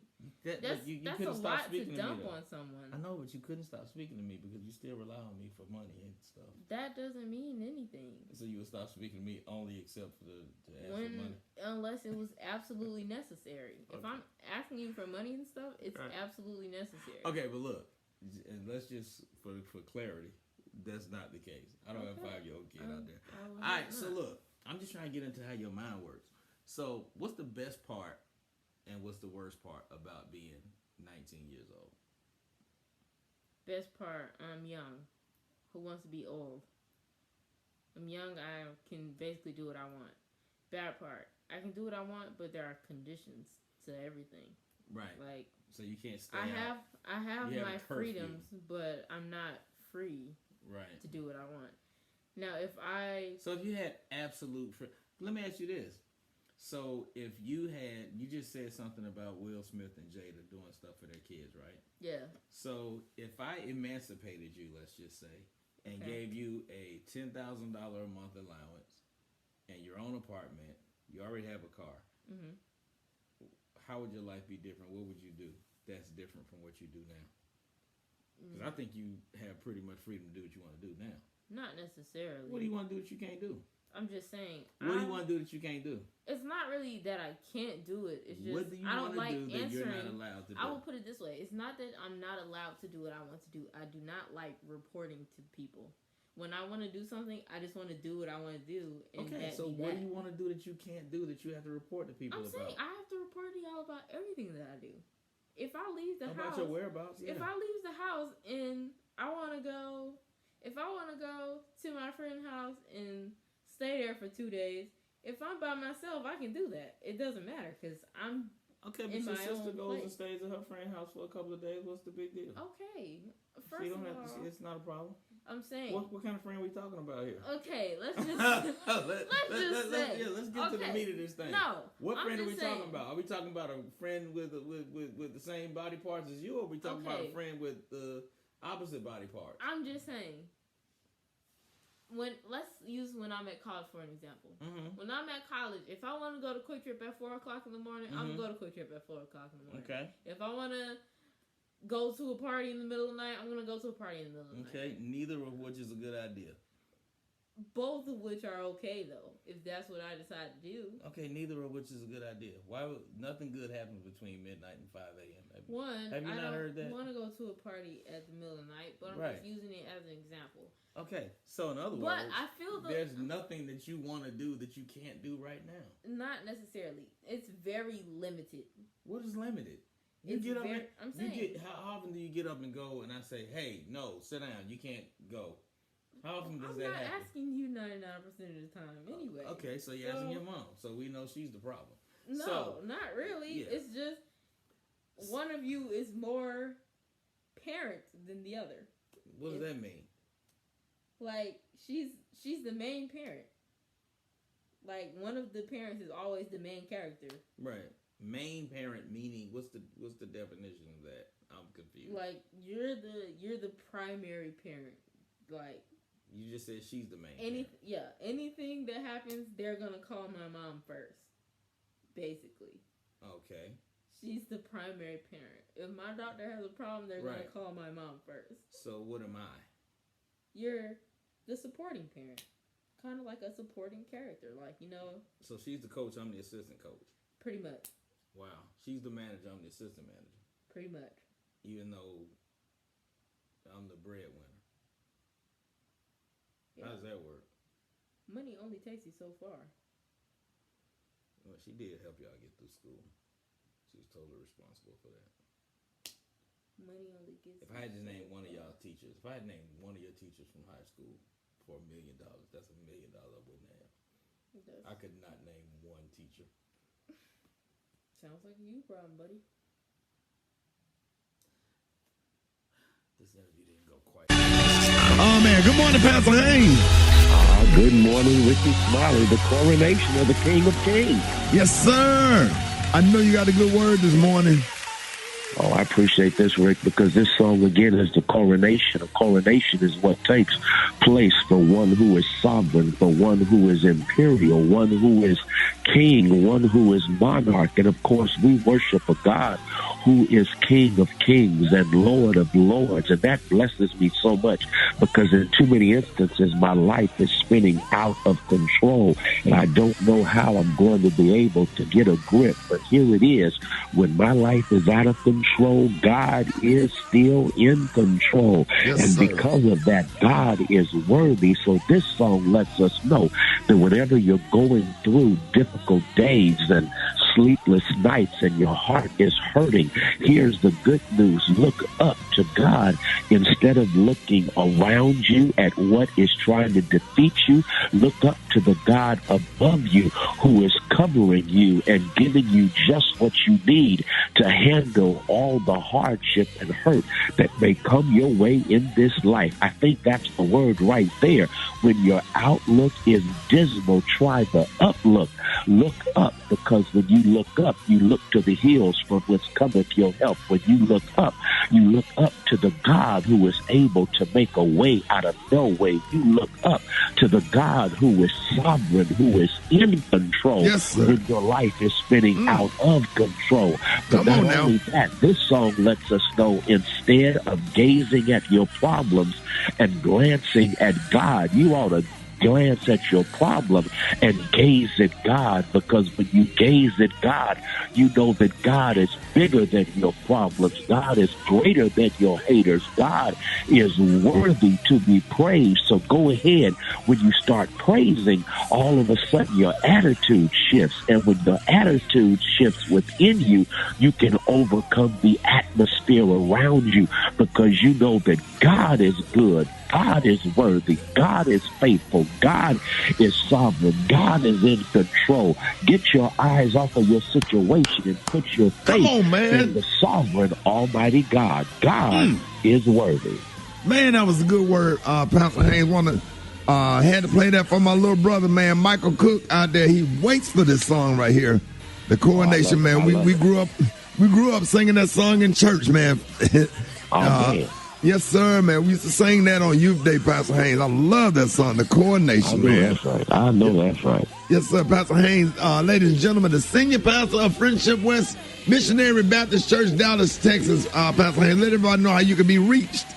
Oh, thank you, Rickey Smiley. You can follow me on social media. I'm on Twitter and Instagram at FH Unscripted.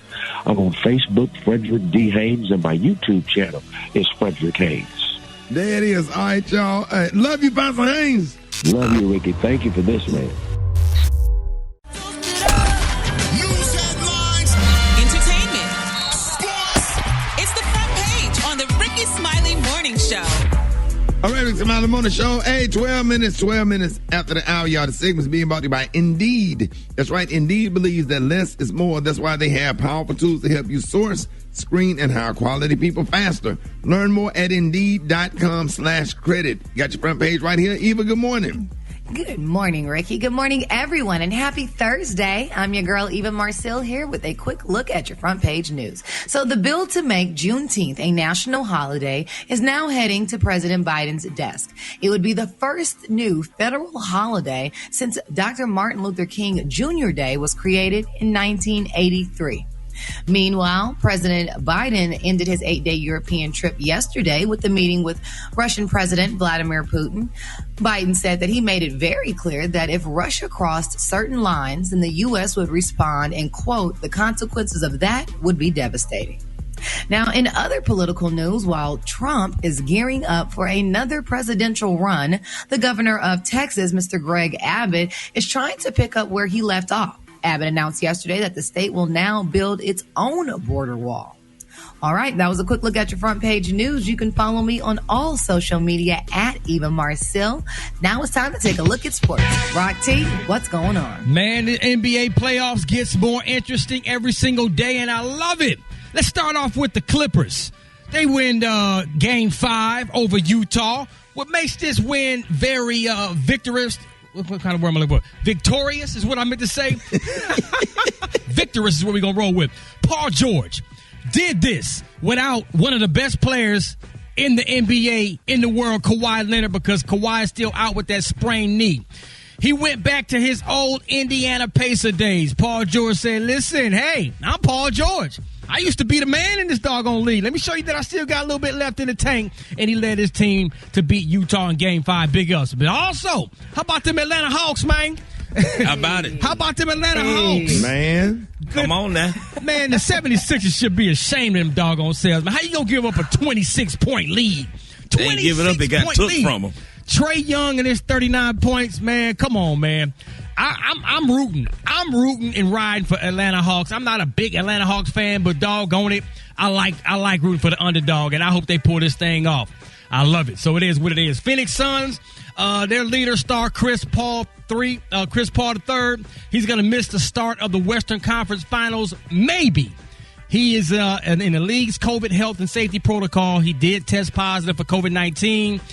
He was vaccinated, but we're going to continue to follow this story, man. So we'll see what happens with that. That's what I got for sports right now. Gary, what's the T? What's up, man? All right, congratulations, y'all, goes out to Miss Abby De La Rosa and her wonderful father, baby's father, Mr. Nick Cannon. It was announced yesterday on Instagram that Abby gave birth to beautiful, bouncing twin boys, y'all. Yes, Abby and Nick has twins now. They're saying, y'all, that the boys were welcome, and she posted on her Instagram alongside a video of herself in a hospital bed cradling, y'all, the newborn boys, y'all. Now, they're saying their names are Mr. Zion Maxilladillion Cannon and Zillionaire Cannon, y'all. So congratulations goes out to Nick. He has twin sons now, and Abby is very happy about it. And, she posted all type of beautiful things, about the kids and stuff. And, she's saying that they and their dad, they're going to be loved. And, they also talked about Nick's other kids, that he is a dad to a 3-year-old son by the name of Golden and a daughter by the name of Powerful Queen, which was born in December of 2020, y'all, that he shared with Miss Brittany Bell. So congratulations goes out to him. They're beautiful little boys from what I've seen online. And she said that she know the Lord has destined her and prepared her for the gifts that, those two little angels. She said, I pray that God gives you both the strength to walk brave and boldly in your individual truth, just like your daddy. She said that God bless you and your brother and guide you until living out your full purpose, y'all. That's from Miss Abby, y'all. So congratulations goes out to Nick Cannon and Abby. All right, the color today is one of my favorite colors. My color today is German chocolate. On the high end, you say German chocolate, and on the low end, you say beautiful dark brown. That's your color for today. Brad, what you got coming up in the hot spot? Coming up next in the hot spot, I'm going to tell y'all about the Eve and Trina versus battle that went down last night. It's the Rickey Smiley Morning Show. Hot spot. Drop it like it's hot. Drop it like it's hot. So hot and that's hot. You can catch me at the hot spot. It's the BR18. All right, 28 minutes after the hour, y'all. Time for the hot spot. What up, Brett? What up, Ricky? Good morning, everybody. I'm your girl, Brat Tat Tat, and this is the Hot Spot where we bring you music, movies, and more. So let's get off into it. Even Trina went head-to-head last night in the first ever female rap versus battle. Trina appeared live from Miami, and Eve appeared from London via satellite. Trina performs some of her biggest hits with backup dancers, kick with the baddest beat. She also performed Now with surprise guest Trick Daddy, and Shut Up, and Here We Go, and even more. Eve kicked off things with her club banger Tambourine. Check this out.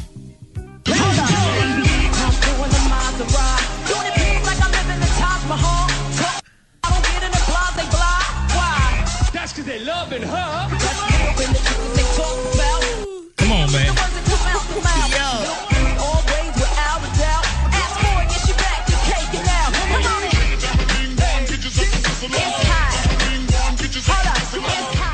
Yo, this battle was so dope. They got in, so good. They got out. She followed that up with What Y'all Want, Who's That Girl, Blow Your Mind, and more.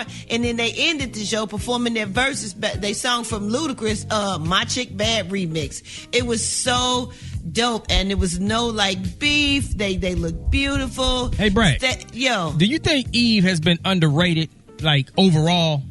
Always. Yes, always. I agree.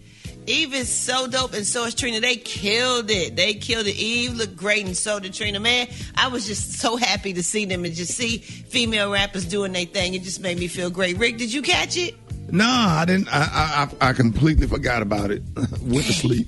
I was watching that game. What? Yeah. Oh man, yeah, it was good though, y'all. It was good. They didn't stay on too long. They did what they had to do. It didn't go to 11, 12. They weren't playing a whole bunch of songs people didn't know. They all was jamming, and it was great. It was really, really nice to see that happen. That's all good. right, y'all. Moving on. And Trina got down though. They got down. They did great. great. I was just so happy. Watching it just made you feel good. You know, it was really, really nice. I saw you in the comments, Eva. Baby, y'all was all up in that thing. It was so good. Like, It was. the background dance, they looked so good. They performed. They didn't like sit and listen to their records, Rick. They were up performing. Eve it was didn't so sit good. down not one time. Trina didn't either. They ain't had no chairs. They ain't sit down. There wasn't no relaxation, nothing. It was like a performance. It was dope. Like the songs just took you back, man. Damn it, Gladys Knight and them sat down. That's what matters. Okay. That's okay. They deserve to sit down, and they Damn looked right. amazing when they did that was too. comfortable. They crossed their legs. Yes, honey. Yes. All right, y'all, moving on. Will Smith will host his first ever comedy variety show for Netflix later this year. According to the streamer, the 1 hour special will include surprise celebrity guests, noteworthy conversation, fresh comedic sketches, and huge musical performances and more. So that's dope. I can't wait to see that. And last but not least, Her has revealed the track list for her long-awaited debut album, Back of My Mind. The 21 album features appearances from Ty Dolla $ign, Cordae, Lil Baby, Chris Brown, Thundercat, Young Blue, and more. It also includes the 2019 Slide with Young G. Can't wait to see that. All right, y'all, coming up next, what we got? Special K with the news that you absolutely positively cannot use. And why don't y'all hit us up for them wake-up calls at 866-9-RICKY. That's 1-866-9-RICKEY. The time now is 27 minutes before the top of the hour. It's the Rickey Smiley Morning Show. You liar! I believe him, yo. I don't know why, but I do. All right, Rickey Smiley Morning Show, 12 before the top of the hour. What up, Special K? Well, what's up, man? Hey, man, we're trying to keep folks safe this Father's Day weekend, and just gotta, it's more like a PSA this morning. Want to let y'all know that there's a lot of things safer than going to visit Lenox Square Mall in Buckhead in Atlanta. You better say in it. the news a lot lately.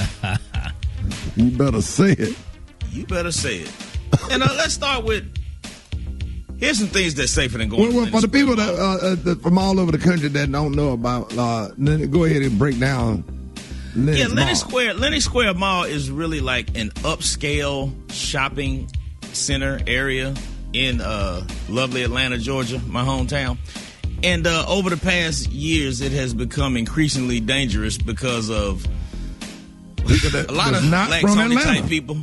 Yeah, a lot of black Tony type people that hang out there.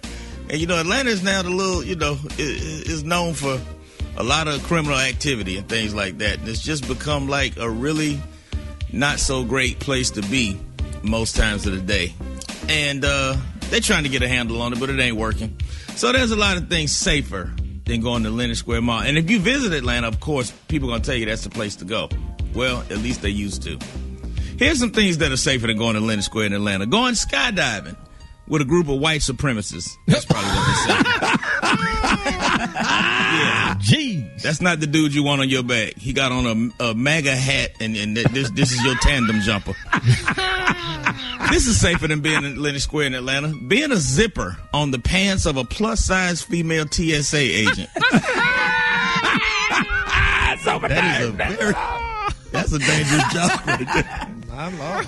Damn. Jumping into the chimp enclosure at a zoo wearing banana-scented cologne. That's probably going to be safer. Them chimps are strong, boy. Buying a PS5 off a dude from Craigslist in any city in America. That never ends up well. A PS5 or an iPhone. That always ends with a homicide.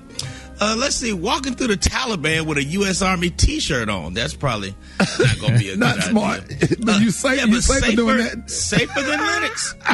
Being at work in the World Trade Center on 9/11. That's safer than being at Linux. Too soon. Being a white dude in Compton during the Rodney King riots.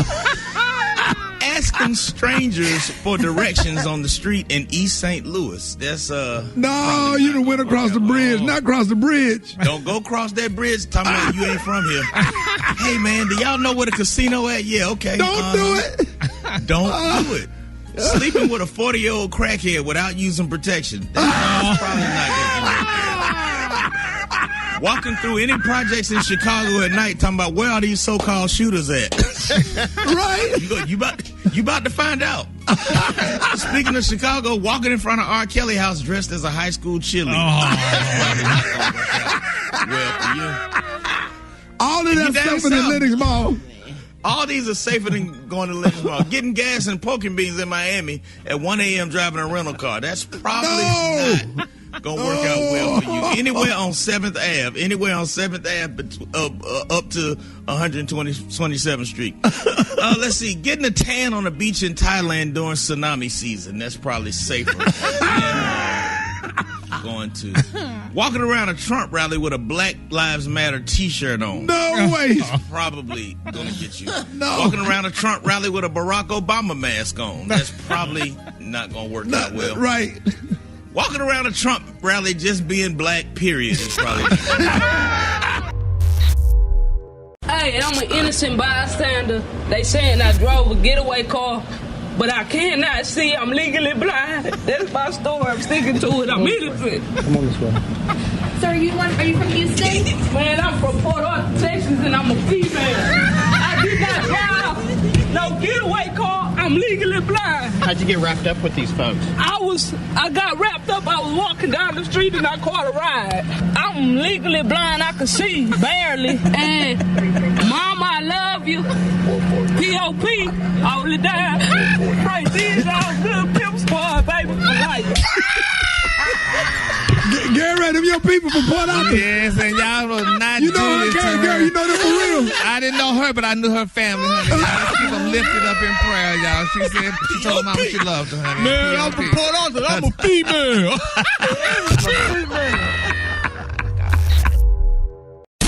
Hold it. Half man, half woman. It's Gary. I wanna hip you to the T. It's Gary, baby. Gary, what up?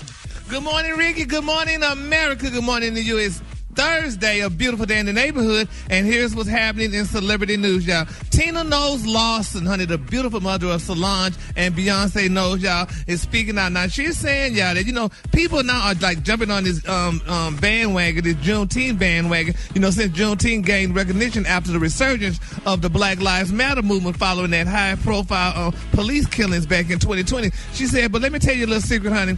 Beyonce and Solange have always celebrated Juneteenth. She said ever since she could remember. She said, quote, my kids celebrated the 19th of June, honey. She said on the CBS Morning News the other day, she said they always have and they always will. She said, now Juneteenth, y'all, commemorates, listen to this, Juneteenth commemorates the day that enslaved people in Galveston, Texas, discovered, y'all, that President Abraham Lincoln's Emancipation Proclamation freed enslaved African Americans in rebel states 2.5 years earlier. Now, she said the day is also known as Freedom Day or Emancipation Day and is celebrated, y'all, on June the 19th. She said, when I was a child, we always celebrated Juneteenth. She said it was a day that we went to the beach, the Galveston native said. She said it's always been a very important holiday. Now, Ms. Lawson said, y'all, that her parents taught her that it was an honor to be a black person, which she passed down to her beautiful daughters. She said, I was careful to impart that message to my children as well, to surround them with African-American art and images that they didn't obviously see on TV or around as much as they should have, she said, unquote. And, you know, it's amazing. A lot of people, you know, how we talk about Juneteenth now, it's not becoming real popular. They're going to make it a national holiday, which is a good thing. But it was funny, though, because Miss Tina grew up in Galveston, if I'm not mistaken. And, you know, like they would say her cousins would come down and visit, girl, and they was still picking cotton. And like, girl, y'all still picking cotton? And they didn't know, girl, that they was free, honey, but the other girls were. So that's, you know, how that went down with Miss Tina, allegedly. So congratulations to Juneteenth, and that we're celebrating now, and it's becoming a national holiday. So there you have it. All right, moving on. In other celebrity news, baby, Monica, baby, this girl responded to her fan. Baby, when her fan decided to call her stupid. Now, during her live Instagram, Monica checked the fan, baby, who called her stupid for not being vaccinated. Monica told the fan, you're entitled to your opinion, but let's not speak to each other in a disrespectful manner. She also said that you can't say that someone's stupid because they've chosen not to do something because you don't know the discussion myself and my doctor have had. She said, especially with the condition that I'm currently in. She said, so I'm doing what's best for me, and I suggest you do what's best for you. And that would include, honey, watching your damn mouth, unquote, honey. Ooh. So good. people still calling people stupid because they don't want to get the shot or whatever? I mean, just to call somebody stupid, period. It's exactly. just disrespectful. Yes. But for any reason to say something like that to somebody, whether you agree with them or not, that's Personal a stretch. choice. Right. Yeah, That's honey, a stretch. Well, Miss Monica went on, honey, and let them have it, though, child. And that ain't no fan.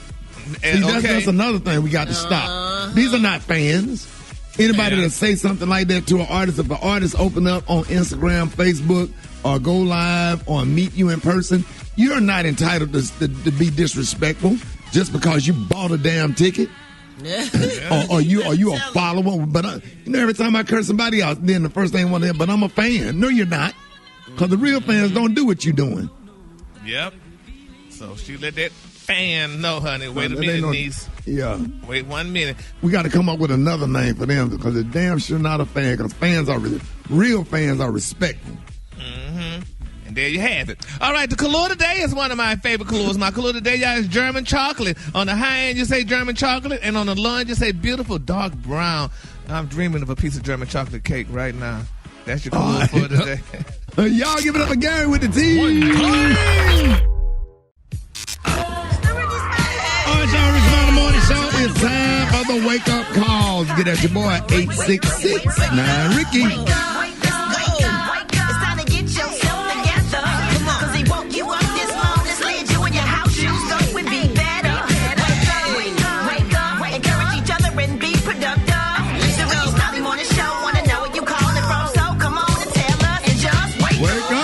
Gloria Halls. I'm calling from Spartanburg, South Carolina. I want to wake up my children, Jody, Jamaica, Jermaine, and Jericho. Wake up, wake up, wake up! Hey, this Fat calling from Louisiana. I want to wake up my wife, Paula. Wake up, wake up, wake up. Oh, yeah, Black Tony, get to work, brother. You got time to make it. I want to wake up my husband and my kids, Monte, Tara, Lila, and Woody. Wake up, wake up, wake up. This is Mookie calling out of BR, waking up everybody in my city. Wake up, wake up, wake up. Hey, yo! It's Chaz from Charlotte. Telling most people to take care of it. Get up, get out of bed. Wake up, wake up, wake up. Hey! Let's go! City, wake up. It's Columbus, wake up. Cincinnati, wake up. Wake up, wake up, wake up. West Palm Beach, wake up. And Greenville, wake up. Come on, Jacksonville, wake up. Wake up, wake up, wake up. I appreciate it, Brad. You welcome, Ricky.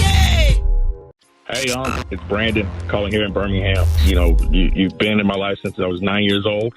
Took me to my first concert, left me at my first concert, but I don't hold that against you. You know, you've done so much over the years, even when I was in school, graduating from the Florida State University. Go Noles. You know, we always have our battles, but, you know, you've always been there for me personally and in my career, throughout my baseball career, throughout my business career, and now, you know, coming up on Father's Day, I just wanted to wish you a happy Father's Day. I love you for all the experiences that you have given to me and continue to do in my adulthood and my whole maturation process. You were there for, and I just thank you and love you and happy Father's Day. Good morning, everyone. My name is Melody Cheatham. I am from Montgomery, Alabama, and I am one of the first cousins of Rickey Smiley. I am a proud graduate of Stillman College, class of 2005, Go Tigers. And I wanted to share how special my relationship is with Rickey. He has always been like a big brother / father figure / mentor to me. When I was working really hard in college and working at Checkers and trying to keep my grades up, he encouraged me and actually bought me my very first car so that I was able to work and still play ball and do all the things that I needed to do in school. And I've always been very grateful and appreciative for his motivation, for his support, for his kind words. So I'm so grateful that I've always had him in my life to be a father figure to me, even during times when I did not have my own dad around. Rickey, I want to wish you a very, very happy Father's Day. I know that you are blessed beyond measure, and it is my prayer that God will continue to bless you with all of the desires of your heart, with long life years, so that you can continue to touch other lives. And I would also like to wish a happy Father's Day to my own father, Mr. Melvin Armour, who is now here in Savannah with me. I'm born and raised in Montgomery, Alabama. Thank you so much. Hey, how y'all doing? This is Terrell Wiz, and I'm graduating from Middle Tennessee State University, and I also coach high school football at Clay Chopper High School. And I just wanted to say Happy Father's Day to my uncle Rickey Smiley. And just a short story on me. I lost my father when I was 9 to violence, to a violent act. And Uncle Rickey just stepped in as a father figure. And he's just been there since I've been 9 years old, and just been a blessing to my life and others' lives. And I just wanted to say Happy Father's Day, Uncle Rickey, and to all the fathers out there and all the individuals who stepped in into young men's lives that doesn't have a father. Hey, Rick, this is Delstrick, a proud graduate of Alabama State University, man. I just want to give you a shout out today, man, because if it weren't for you, I wouldn't even have my first degree, my second degree, or my third degree. You helped me get my first car. You've always been an inspiration to me, and I can't thank you enough for all the things that you taught me as a man, and all the things you taught me about growth and my mentality about life. I'm forever indebted to you, man. I love you, and I want you to have a great and blessed day, man. You deserve the world because you are one of the best father figures any guy can ask for. Thanks, man. Love you. Happy Father's Day, Ricky. You deserve it, bro. All right. Oof, my goodness. Yes, sir. That was so nice. Come on, man. I done got choked up over here like, oh my goodness. Yeah. Yeah, that was. Now you just have nice. to make sure that they get through college. I'm just pro education and try to push them all through. And these are nieces and nephews, and some not even biologically related. They're just great kids that I met along the way and deserve the opportunity. And 3 or 4 college athletes, and all of them have degrees and master's degrees, and just proud. That's why I perform every weekend to try to make enough money to support them and make sure that they have what they need and they have a decent quality of life. Great people. Thank y'all for your calls. Thank y'all so much. Yes, sir. Know what we doing next. I know, right? All right. Enjoy the moment, bro. Enjoy the moment, man. Yes. Take it all in. I'll just It's a sit up chicken there, and man. waffle mix.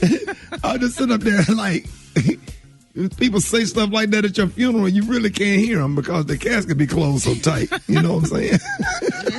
And you always say, man, give people their flowers while they living.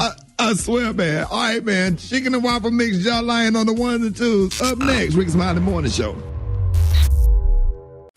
Black Tony, what's going on? Are you coming to work today? Well, I'm so frustrated right now. When I tell you, I just know that I was going to make it to work today. Can I say something? Can I say something? The country is real disappointing to you, man. I get all kind of text messages. Everybody want to know when they can come up to the radio station because a lot of people want to meet Black Tony, but you don't never come to work, brother. I don't even know. I got dressed to come to work this morning. Got my gas tank for it last night. Car started, everything shot. But then shot. It ain't me shot. It's my irresponsible relative shot. You know, I stay over here with my grandma, and you know my uncle Baby Junior. He stay here too. And Baby Junior done got up that morning. Shot. I done got dressed and everything finna go to work, boy. Baby Junior done got up, put an S curl in his head because told me he got a job at 9 o'clock. Shot. He done put an S curl in. Man, you don't even know these folks cut my grandma water off last night. Shot. He got a whole S curl in his head. Ain't got no water to rinse it out. So Did he have some neutralizer? Yeah, I'm finna run him up the quick trip, shot, so we can wash his hair out in the bathroom, cause he can't burn his. He can burn his whole head up. You know what I'm saying? And then he trying to get to the job interview and be fresh. So I said, Baby Junior. So you taking him? You taking somebody else to see something about a job, and you gonna take a day off of work? Yeah, to help him need go to get work, a job. shot, cause black men's need to work, shot. So I support that. I support black men's work. But you won't come to work. And you black. Shawty, I'm trying to help somebody else. It's not about me right now, Shawty. It's about I'm trying to do something bad, good for. So you ain't coming to work? I'm gonna come when I got to take Baby Junior up to the quick trip and rinse her out. That's not your problem. That's why it's not your problem. Shawty, why you trying to keep a black man from working, Shawty? I thought you was about the black community. This the problem, Shawty. People Baby like Junior don't work for us. You work for us, not Baby Junior. Role model, but Baby Junior need a job too, Shawty. You got your priorities mixed up, Black Tony. This not about us, Shawty. This is bigger than us. This is about the community. So you coming tomorrow? You coming tomorrow? Yeah, I'll be there tomorrow. Baby Junior, he gonna get that S curl in his head. He gonna get that job today, and then as long as he don't need no ride to work tomorrow, I'll be there. See, that's what I'm talking about right here. You've been working hard and dedicated, day in and day out, day and night. In the midnight hour, you're hurting your eyes by watching the school, trying to get the education, trying to learn knowledge that you might not even use. But that's okay, because I'm required. Can I get a witness if you say I'm required? To watch it. I'm gonna reload the page and we'll see what happens. Hold it. Half man, half woman. It's Gary. I wanna hip you to the T. It's Gary, baby. All right, Rickey Smiley Morning Show. 5 minutes after the hour, y'all. The segment's being brought by Protect My Car. That's right, with Protect My Car, you can stop paying for car repairs and get protected before your rent repair bills hit. Dial 800-594-7160 on your mobile phone now. That's 800-594-7160. What up, Gary? Good morning, Ricky. Good morning, America. Good morning to you. It's Thursday, a beautiful day in the neighborhood. And here's what's happening in celebrity news, y'all. Wendy Williams, y'all. People are saying, will she soon be able to add Foxy Brown and Jay-Z, y'all, to her long list of celebrity feuds, y'all? Let me tell y'all something. Wendy Williams stated that Foxy Brown, y'all, has a memoir coming out in December. She said, now, you might not care, she said, but the book is calling up on the most controversial moments of her history and life, y'all, and hip-hop, and so on and so forth. Now, Kim O'Survey, now she's the person that's going to be helping write the book. And Wendy, please, and please to Kim, to please don't be weak with the writing. She said, please, if you're going to tell it good. She said Foxy is very open about her life. But she remember, y'all, when Foxy Brown and Jay-Z had an alleged relationship. Now, Wendy Williams just wasn't going to speak on the memoir and give Foxy Brown her flowers there, saying, now, she said, quote, that Jay-Z and Foxy Brown were allegedly a romantical thing. All right, she said, I'll say alleged. She said, but we all know that they did have an affair, what have you. And then she said that Foxy hit it before Beyonce did. Now, she said at this point in the episode, she said that she proceeded to talk about Foxy Brown's hearing loss, claiming that she hopes the rapper figures out how to produce an audio version of the memoir. And Wendy said this is not necessarily a book that I would read. She said, but this is a book that I would hear on tape. Now, the thing is that Foxy can't do her book on tape due to her hearing issues. But somebody please put this book on tape. Unquote. Oh, wow. Wendy, that's a shade. Now, this is supposed to be her friend, and she talking about this woman and her hearing and telling her, please put it on tape because she ain't going to read it. But Foxy's having hearing problems. That's a sad situation, though, honey. But nevertheless, honey, we're going to see if this book come out. Now, Brad, so you and Foxy, y'all brought out in the same era, right? Because she was rapping when you were rapping, wasn't she? Mm-hmm. Oh, okay. Was that shade, too? I'm really not here for it today. No! I just answered your question, yeah. Mm-hmm. No, so she wasn't there because we haven't heard from Foxy in a while. That's why I was asking. You know, she hadn't done it. I do believe she had a baby and everything. She's doing fine. Thanks, Gary. Did she have the baby for Jay-Z? Do you know? Gary. Of course not. Oh, well, come on, Gary. They had a pass. It was 25 years ago, Jesus. Man. And you could have a 25-year-old baby. Be frozen. Let it go. Really? All right. I was just asking because inquiring minds wanted to know. All right, moving on. Another celebrity news, y'all. Sierra, honey, everybody's raving Sierra. This girl done lost 39 pounds, y'all, in a year after having her baby. Now, she said she reached her goal weight of losing 39 pounds, and everybody's excited about it. She said she did because she was doing it down on her WW journey. She said, but back in January, she revealed out that she had lost a total of 28 pounds and wanted to lose 20 more pounds. She must be small then because she was already small.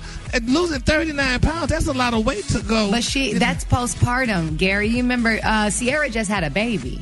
Yeah. And like a lot of us, she plumped up when she had her baby, but she has a very athletic physique, so she just wanted to get back to where she was. That's Really? That's very normal. Really? That's almost another whole person, though. But congratulations, too, because 39 pounds, that's a lot of weight. So, and I'm sure Russell probably loved her, have a little weight on her. But I guess if she's small like that, I guess he must love her even more now. So congratulations to Sierra and losing her weight, y'all. And then my final story, y'all. Let's say congratulations goes also, y'all, to Travis Scott and his beautiful wifey, quote unquote, as he called him, Miss Kylie Jenner. They're saying, y'all, that he did a speech the other day and he said, tell her that I love her, and he called her wifey and everything. And a lot of people saying, no, because they are in Texas. Well, he's from Texas and she's from California. But they're saying when you make statements like that in the public and you're not together, it's like you are common law. So she could file that she's married to him and get all the money that she needs from him because he said he called her wifey in the public. She got plenty of her own money. Well, yeah, but still, but he's not with her, and she knows that he's playing around with other women, and that's not a good look. So she could also file that lawsuit and say that they common law marriage and what have you, and she could take common everything. law, Gary. people that have been dating on record and lived together for over 7 years. So if that's the case, then it could be. But wifey does not constitute common law. Wifey constitutes wifey. Yeah, but it's the mother of the child. But you're saying that you're a wifey. So if you're saying you're a wifey, that means you are a wife. She could say I was his wife, and she could demand to get all what she wants from him. And so because he publicly said it when he should have said that privately. Remind me to never have you as my lawyer if I ever go to court. Carrie. His husband is a lawyer. We all going to jail. Well, no, but we all going to jail. If Gary ever argued your case in court, everybody getting locked up. I had a professor that said, honey, I forgot what class I was in, but she said, if a man leave his shoes at your house, he is common law. And if you got a toothbrush or anything at that person's house, you are common law. Well, I got a lot of wives because I swear I can't find my Reebok. Can't find my British Knights, my Tree Torns, my K-Swiss. Well, you are common law. I got a lot of them out there. There are a lot of women's husbands, honey. They can take all your money, so you better watch that, honey. That is common law, y'all, so remember that. The color today, honey, is one of my favorite colors. My color today is German chocolate. On the high end, you say German chocolate, and on the low end, just say beautiful brown. That's your color for that. Somebody with you, like you, especially with no money, nobody wants to be your husband but your wife, so you don't have to worry about that one. All right. Nobody wants to be my husband but my wife. Man, get your life together. Get your head together. It's okay. It's happily married with beautiful children. 11 minutes after the hour, y'all. More Rickey Smiley Morning Show coming up. The Rickey Smiley Morning Show. It's the front page news. It's what's trending now. Listen, we got Congresswoman Sheila Jackson Lee on with us this morning. The bill that will make Juneteenth a new federal holiday is on President Biden's desk. The bill passed the House yesterday after the Senate passed legislation on Tuesday. And the Juneteenth National Independence Day Act will grant every federal employee a day off to commemorate June 19th, 1865. And that's the day enslaved African Americans in Galveston, Texas discovered that President Abraham Lincoln Emancipation Proclamation had freed them 2.5 years earlier. Now, one of those bills sponsors is Democratic Representative Sheila Jackson Lee of Texas, and she's joining us on the phone. Good morning and congratulations, Congresswoman Lee. Good morning. Good morning. Good morning. Thank you so very much. It's a pleasure to be with you. Yes, ma'am. Thank you so much for coming on. Today 47 states and Washington, D.C. recognize Juneteenth as either a state holiday or a ceremonial holiday. Why do you believe that it is important to make this a federal holiday? Well, thank you. First of all, let me thank all of my House colleagues that were remarkable yesterday. We introduced H.R. 1320, which is the bill that the Senate passed the day before. We're so honored that what we think this represents, as I've been getting calls from across the country, is a recognition that our history counts. We too are Americans, and everyone can believe in the value of freedom. And we did not have freedom. Slaves did not have freedoms. I think it's important to note that this is only the 11th federal holiday, and it is the only holiday in 41 years. The last federal holiday was Martin Luther King, and that is only two that reflect the distinct history of African Americans. It is important because it means we count. We're valued. Slavery cannot be hushed away. It can be talked about, and we can stand up against those movements that would want us not to discuss our distinct history. And just for a moment, Ricky, to speak to the generations that are somewhat younger and of a different mindset, what does a holiday mean? I would caution them, it means hope. It means affirmation. It means that you keep on working. You keep on working for the George Floyd Justice and Policing Act. You keep on working for voting rights. You keep on working for H.R. 40, the Commission to Study Reparations. But you keep on walking to be able to assure that black people and all people in America have the best of the opportunities in this country. A holiday affirms us. It gets us to be on the national profile and scene.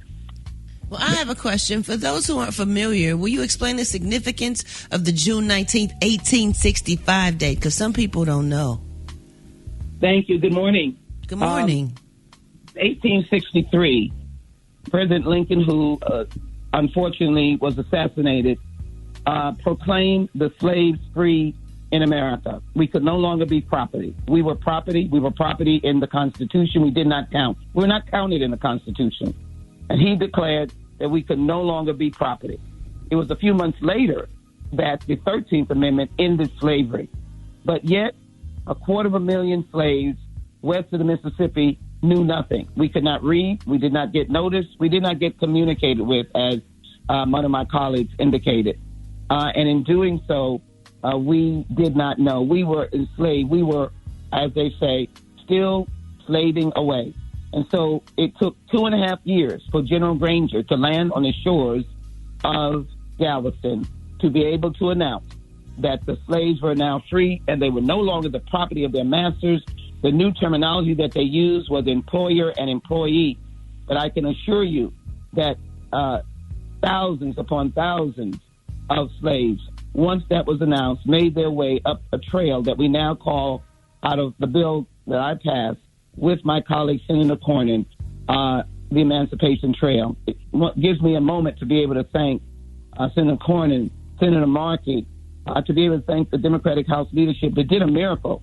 It is miraculous to get a bill passed in one day with a rule, a debate, another debate, and then a vote of 415 Republicans and Democrats to 14 noes. 415 yeas to 14 noes.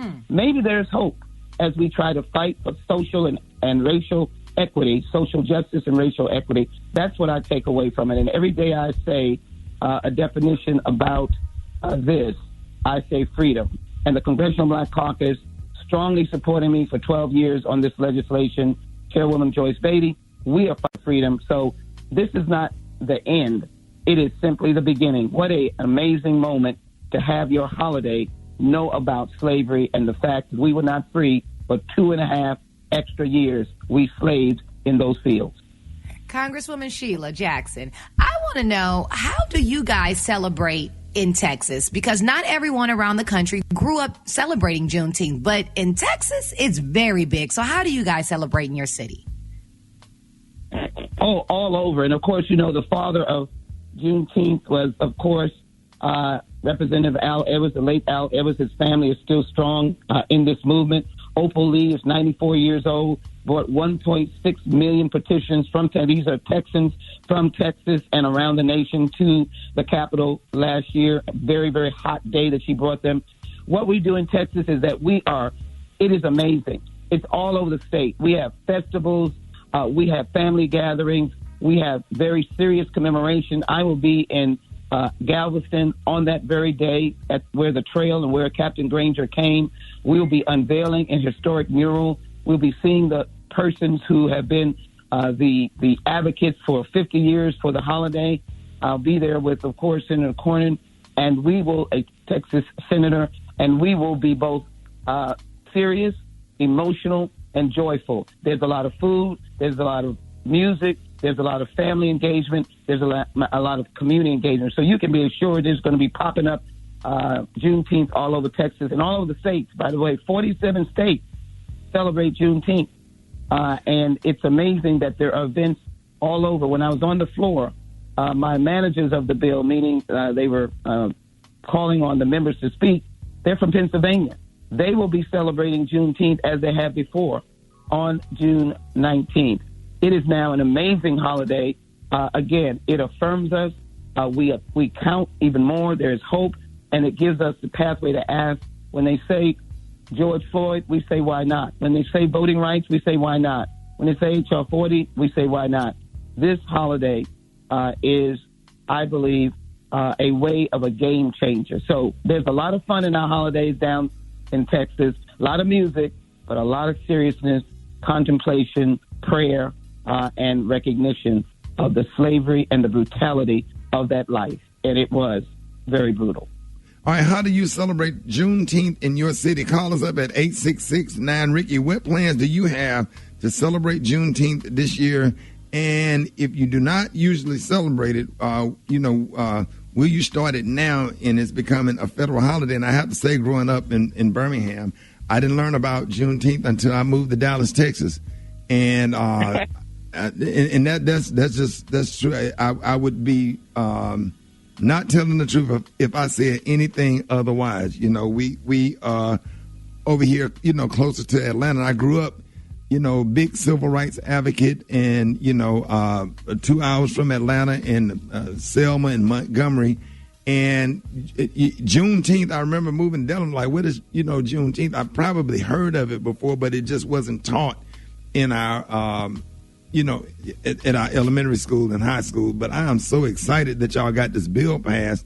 Let's go to the phones. You're on with Sheila Jackson Lee. Good morning. Hey, this is Tyler Wade from Jackson, Mississippi. And I used to celebrate Juneteenth by taking off and doing my own thing, but then I said, you know what, I'm going to start informing everybody that don't know. So now I still go to work on Juneteenth, but anybody that don't know about it, I always tell them about it, and then we throw down on the grill when we get out. My name is Betty Holloway. I'm from originally Milwaukee, Wisconsin. In Milwaukee, my grandparents moved there in 1921.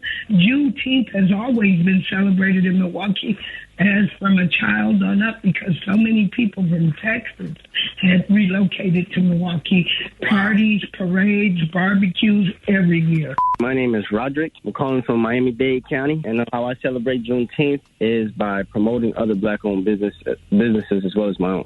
My name is Shantae. I am calling from Lawton, Oklahoma. I grew up in Galveston. I'm originally from Galveston, Texas, and the way we used to celebrate it is that we would do the Freedom Walk from the church where the slaves first found out, and we would do the Freedom Walk to the courtroom to hear the proclamation being read, and that would happen every year. How I celebrate it now is kind of like the 4th of July. I have a barbecue, I cook out, or go hang out on the beach. Oh, wow. Appreciate those calls. Congresswoman, you want to respond? Well, I think what it does is it says that we have been honoring our own history even without. Now, America, African Americans, descendants of enslaved Africans, your government with President Biden signing this just a few hours from now, with Speaker Pelosi signing an enrollment bill just about an hour from now, you are further affirmed. Your slave history is no longer silent. And as Rickey has said, let no little child, black or white, Hispanic or otherwise, grow up without knowing the burden of slavery, the brutality of slavery, America's original sin, and what we need to do now for America to reach her most perfect union. I think that is what we say when Juneteenth comes. It is about freedom. And the reading of the proclamation was for those ears who could not read to be able to know two things. They were free. No longer property. They were free. That is an amazing, powerful statement. That's what Dr. King came to fight for, the freedom of our ability to be Americans as we are. Now, Juneteenth, acknowledging slavery. There is nothing national, public, that acknowledges the original sin of slavery. That's why we want H.R. 40, but nothing acknowledges it. Now, Juneteenth, someone will ask, what is Juneteenth? There were slaves. The story then begins. And we never lose the history, never lose the story, and never lose the power of our ancestors who survived and became free. Let us cherish that freedom, fight for that freedom, support our young people in their fight for their freedom. Black Lives Matter and others, let us fight for freedom. That's what I believe we did on that floor, and we did it with Republicans and Democrats and people that look different from us. We did it as Americans, and that's what freedom should be. Every American has their freedom.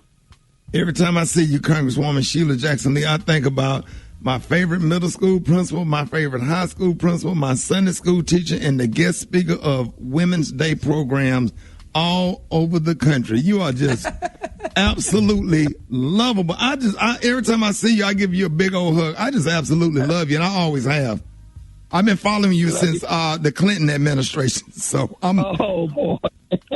I've been a fan for years. Thank you so much, and thank you for everything that you do. Ladies and gentlemen, give it up for United States House of Representatives and Houston's own Sheila Jackson Lee, and congratulations again for your work in getting this Juneteenth legislation passed. And we know it was a long day for you yesterday, so thank you for joining us this morning. Ladies and gentlemen, Congresswoman Sheila Jackson Lee. Yes, sir. Yes, ma'am. More Rickey Smiley Morning Show coming up. All right, y'all, Rickey Smiley Morning Show. Hey, it is about that time. Jeff Johnson got 3 things you need to know. What up, Jeff? Man, good morning, Rick. I told you what I was going to do, so I'm just about to start reading names of people that said they wanted to big up their daddy. Right. So I got Eric Williams, Maggie, Mississippi, Robert Ball Sr., Baton Rouge, Louisiana, C.J. Grieger, Texarkana, Arkansas, Mac Ruff, Georgia, rest in peace, John Strickland, Chattanooga, Tennessee, Eugene Piquan, Rockdale, Georgia, Horace Turnbull, New York, Stephen Lewis, New York, Thomas Butler, Missouri, Bland Washington Jr., Baton Rouge, Glenn Stoudemire, Buffalo, New York, Brent Anderson, Richmond, Texas, Reverend Bland Washington Sr., Baton Rouge, Romeo Enberg, Terrell, Texas, Dwayne Williams, Towson, Maryland, Theo Neal Clark, Delray Beach, Florida, Kenny Poole, Scottsdale, St. Louis, Johnny Lee Jackson, Belleville, Texas, Joe Kennedy, Florence, South Carolina, Kyrie McKinney, Philadelphia, Pennsylvania, Justin Wilson, St. Louis, Benjamin Durant, Vab, Virginia, Pierre Durant, Suffolk, Virginia, Tyree Gregory Sr., Baltimore, Maryland, Delantre McLeod, Clinton, Maryland, William Roberts, Orlando, Florida,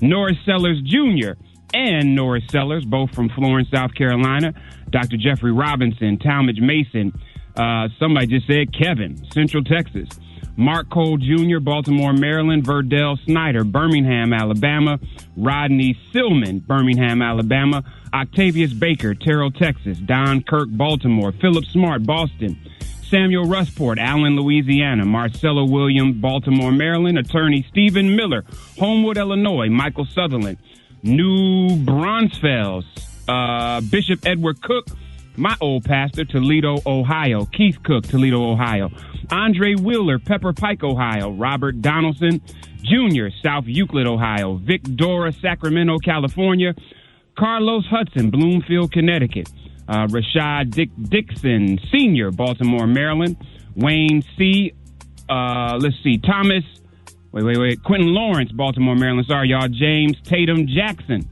from Mississippi, Matthew Richardson, Punta Gorda, Florida, Rupert Richardson, Anthony Richardson, all from the same family. Yes. William Webb, Memphis, Tennessee. Demetrius Diller, St. Paul, Minnesota. Come on, Jerry Jeff. Casimir, Brooklyn, New York. Michael Pointer, Oxford, Alabama. Daniel Johnson, Concord. Matthew New Jr., San Antonio, Texas. Man, we got dads on dads on dads. I ain't stopping. Charlie Hyman Jr., Nashville, Tennessee. Damon Matty Sr., Baltimore, Maryland. Eddie Couthen, Columbia, South Carolina. Nathaniel Haynes Johnson, Columbia, South Carolina. Isaac Purnell, Jackson, Florida. Taylor and Anthony Goodwin, St. Louis. Joe Bergen Sr. and Joe Bergen II, Akron, Ohio, and Louisville, Kentucky. Walter Sr., Sumter, South Carolina. And listen, we keep going, Rick, because we got more daddies. We got Darius Tillman, Charlotte, North Carolina. Abram Sanders, Florence, South Carolina. Eddie Couthen, Columbia, South Carolina. Nathaniel Haynes Johnson, Columbia, South Carolina. Glover Rostov Sr., Cleveland Heights, Ohio. O'Brien Ferguson, Miami Gardens, Florida. Jason Briley Longview, in Texas. Byron Williams Jr., Baltimore, Maryland. Rudy Sudho, Richmond, Virginia. Damian Givens, Zachary, Louisiana. Tremaine Landrew, Alabaster, Alabama. Walter Jr., Sumter, South Carolina. Walter Sr., Dwayne Keith, Eddington, North Carolina. Isaac Purnell, Jacksonville, Florida. Daniel McDade, Dallas, Texas. Kenneth James, Waldorf, Maryland. Sherman Fisher, Oklahoma City. William Johnson Fisher, Oklahoma City. Jordan Fisher, Oklahoma City. There y'all Fishers go. Yeah. Login Jones, Lawrenceville, Virginia. Jerome Williams, Baltimore. James Field, Fayetteville, North Carolina. And listen, Rick, I got over 800 names. So I can't read them all. Call in tomorrow. Look, Jeff, I'm going to cancel one of these songs. Call in tomorrow. I absolutely, man, this got tears in my eyes. Man, come on, dog. This got tears in my eyes. Just random great fathers. Absolutely. That's it. I love it, bro. And they still coming in today. So, I mean, I'm in. You tell me I'm in tomorrow, brother, but I got names on names on names. Damn two of these songs. We can drop a couple of songs for one of these. We gonna do this tomorrow, Jeff. Call in, man. This made my whole. Jeff, my childhood pastor, Reverend T.N. Miller, my pastor in Fort Lauderdale, Dr. Marcus Davison, and my father figure, Pastor John King at Trinity Baptist Church, my frat brother and presiding bishop of Full Gospel, Bishop Joseph Walker, Nashville, Tennessee, and my pastor at my church, Faith Walker's, Pastor Kelvin Bryant, and my childhood pastor, Reverend T.N. Miller.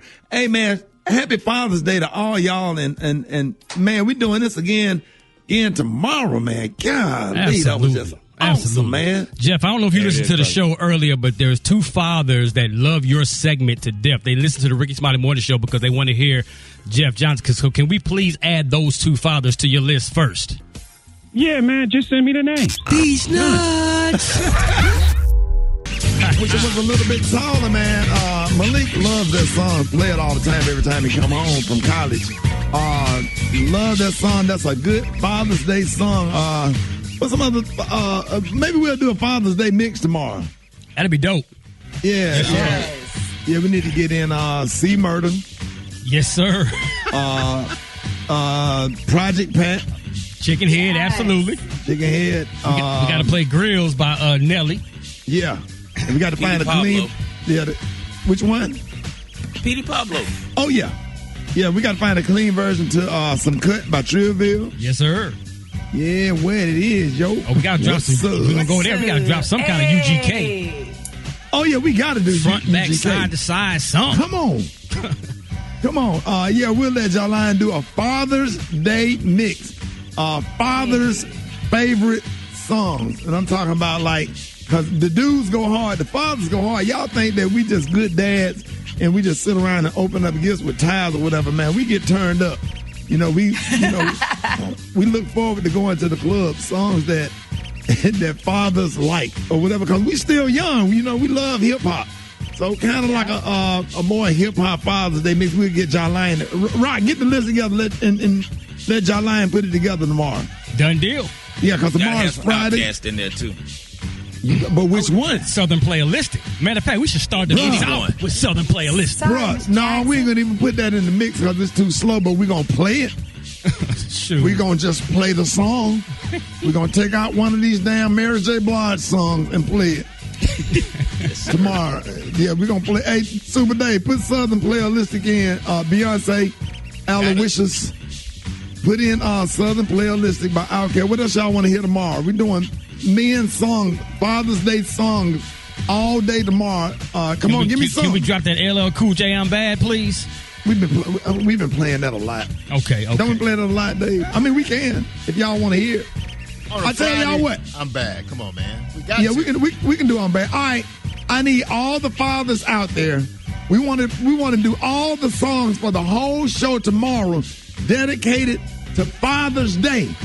I want to know every good dad out there. You need to call me right now, 866-9-RICKY, and request a song.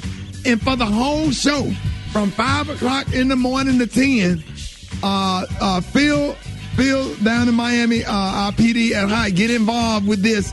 I need all Father's Day songs for the whole show. Tomorrow, we are doing a Father's Day bash. What? Oh, would I be stretching to ask for Tupac Ambitions as a rider?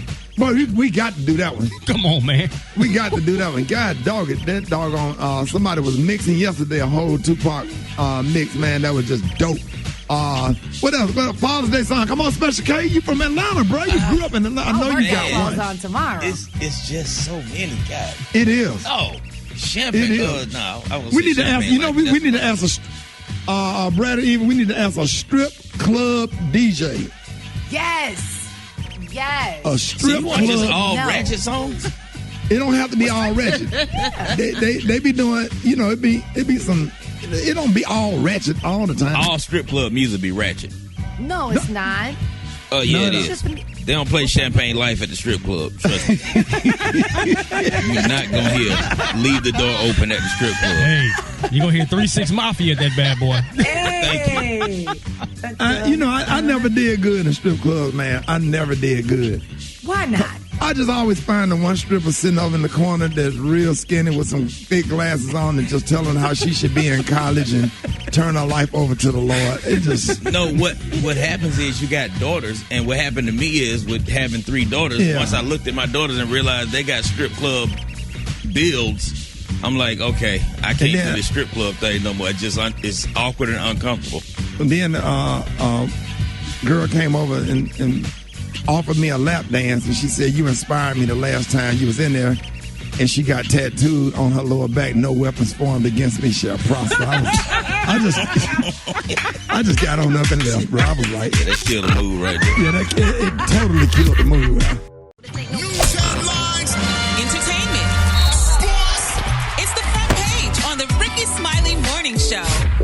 Watch that Rickey Smiley Morning Show, 26 minutes after the hour, y'all. The segment's being brought to you by My Computer Career. That's right. If you don't absolutely love what you do, make sure you go to mycomputercareer.edu and take the free career evaluation today and become an information technology professional in as little as 4 months. That's mycomputercareer.edu. All right, got your front page right here. Eva, good morning. Good morning, Ricky. Good morning, everyone, and happy Thursday in this beautiful Father's Day week. I'm your girl, Eva Marcille, here with a quick look at your front page news. So the bill to make Juneteenth a national holiday is now headed to President Biden's desk. The bill was approved unanimously in the Senate, and the House passed it yesterday with a 415-14 vote. It will be the first new federal holiday since Martin Luther King Jr. Day was created in 1983. Meanwhile, President Biden met with Russian President Vladimir Putin yesterday. The meeting was said to be very cordial, but little progress was made on key issues, including Russian cyber attacks. Meanwhile, the key Democrat who was holding up the passage of federal voting right legislation, Mr. Senator John Manchin of West Virginia, is now showing signs that he might actually support the bill right. So some national measures Manchin said that he would like to see included would be making Election Day a public holiday, requiring at least 15 days of early voting, and the requiring of states to send mail-in ballots to people who are unable to vote in person. Now, last but certainly not least, in your weather news, the first tropical storm of the season could bring nearly a foot of rain to parts of the south. Meanwhile, a drought and major heat wave in the west could break over 300 heat records this week. So doctors are warning people not to walk outside without their shoes on. All right, that was a quick look at your front page news. You can follow me on all social media at Eva Marcille. Rock T, what's going on in sports? Already, man. Let me give y'all updated on the NBA playoffs. First thing I got to say is the Philadelphia 76ers should be ashamed of their damn self. How you going to give them a 26-point lead? 26-point lead. You one of the best teams in the NBA. And the Atlanta Hawks, that's why. That's all I got to say. Trae Young and them Atlanta Hawks, they took that game from them. 39 points for young Trae doing his thing. They take the series, or they lead the series 3-2. How will the 76ers respond? We will find out.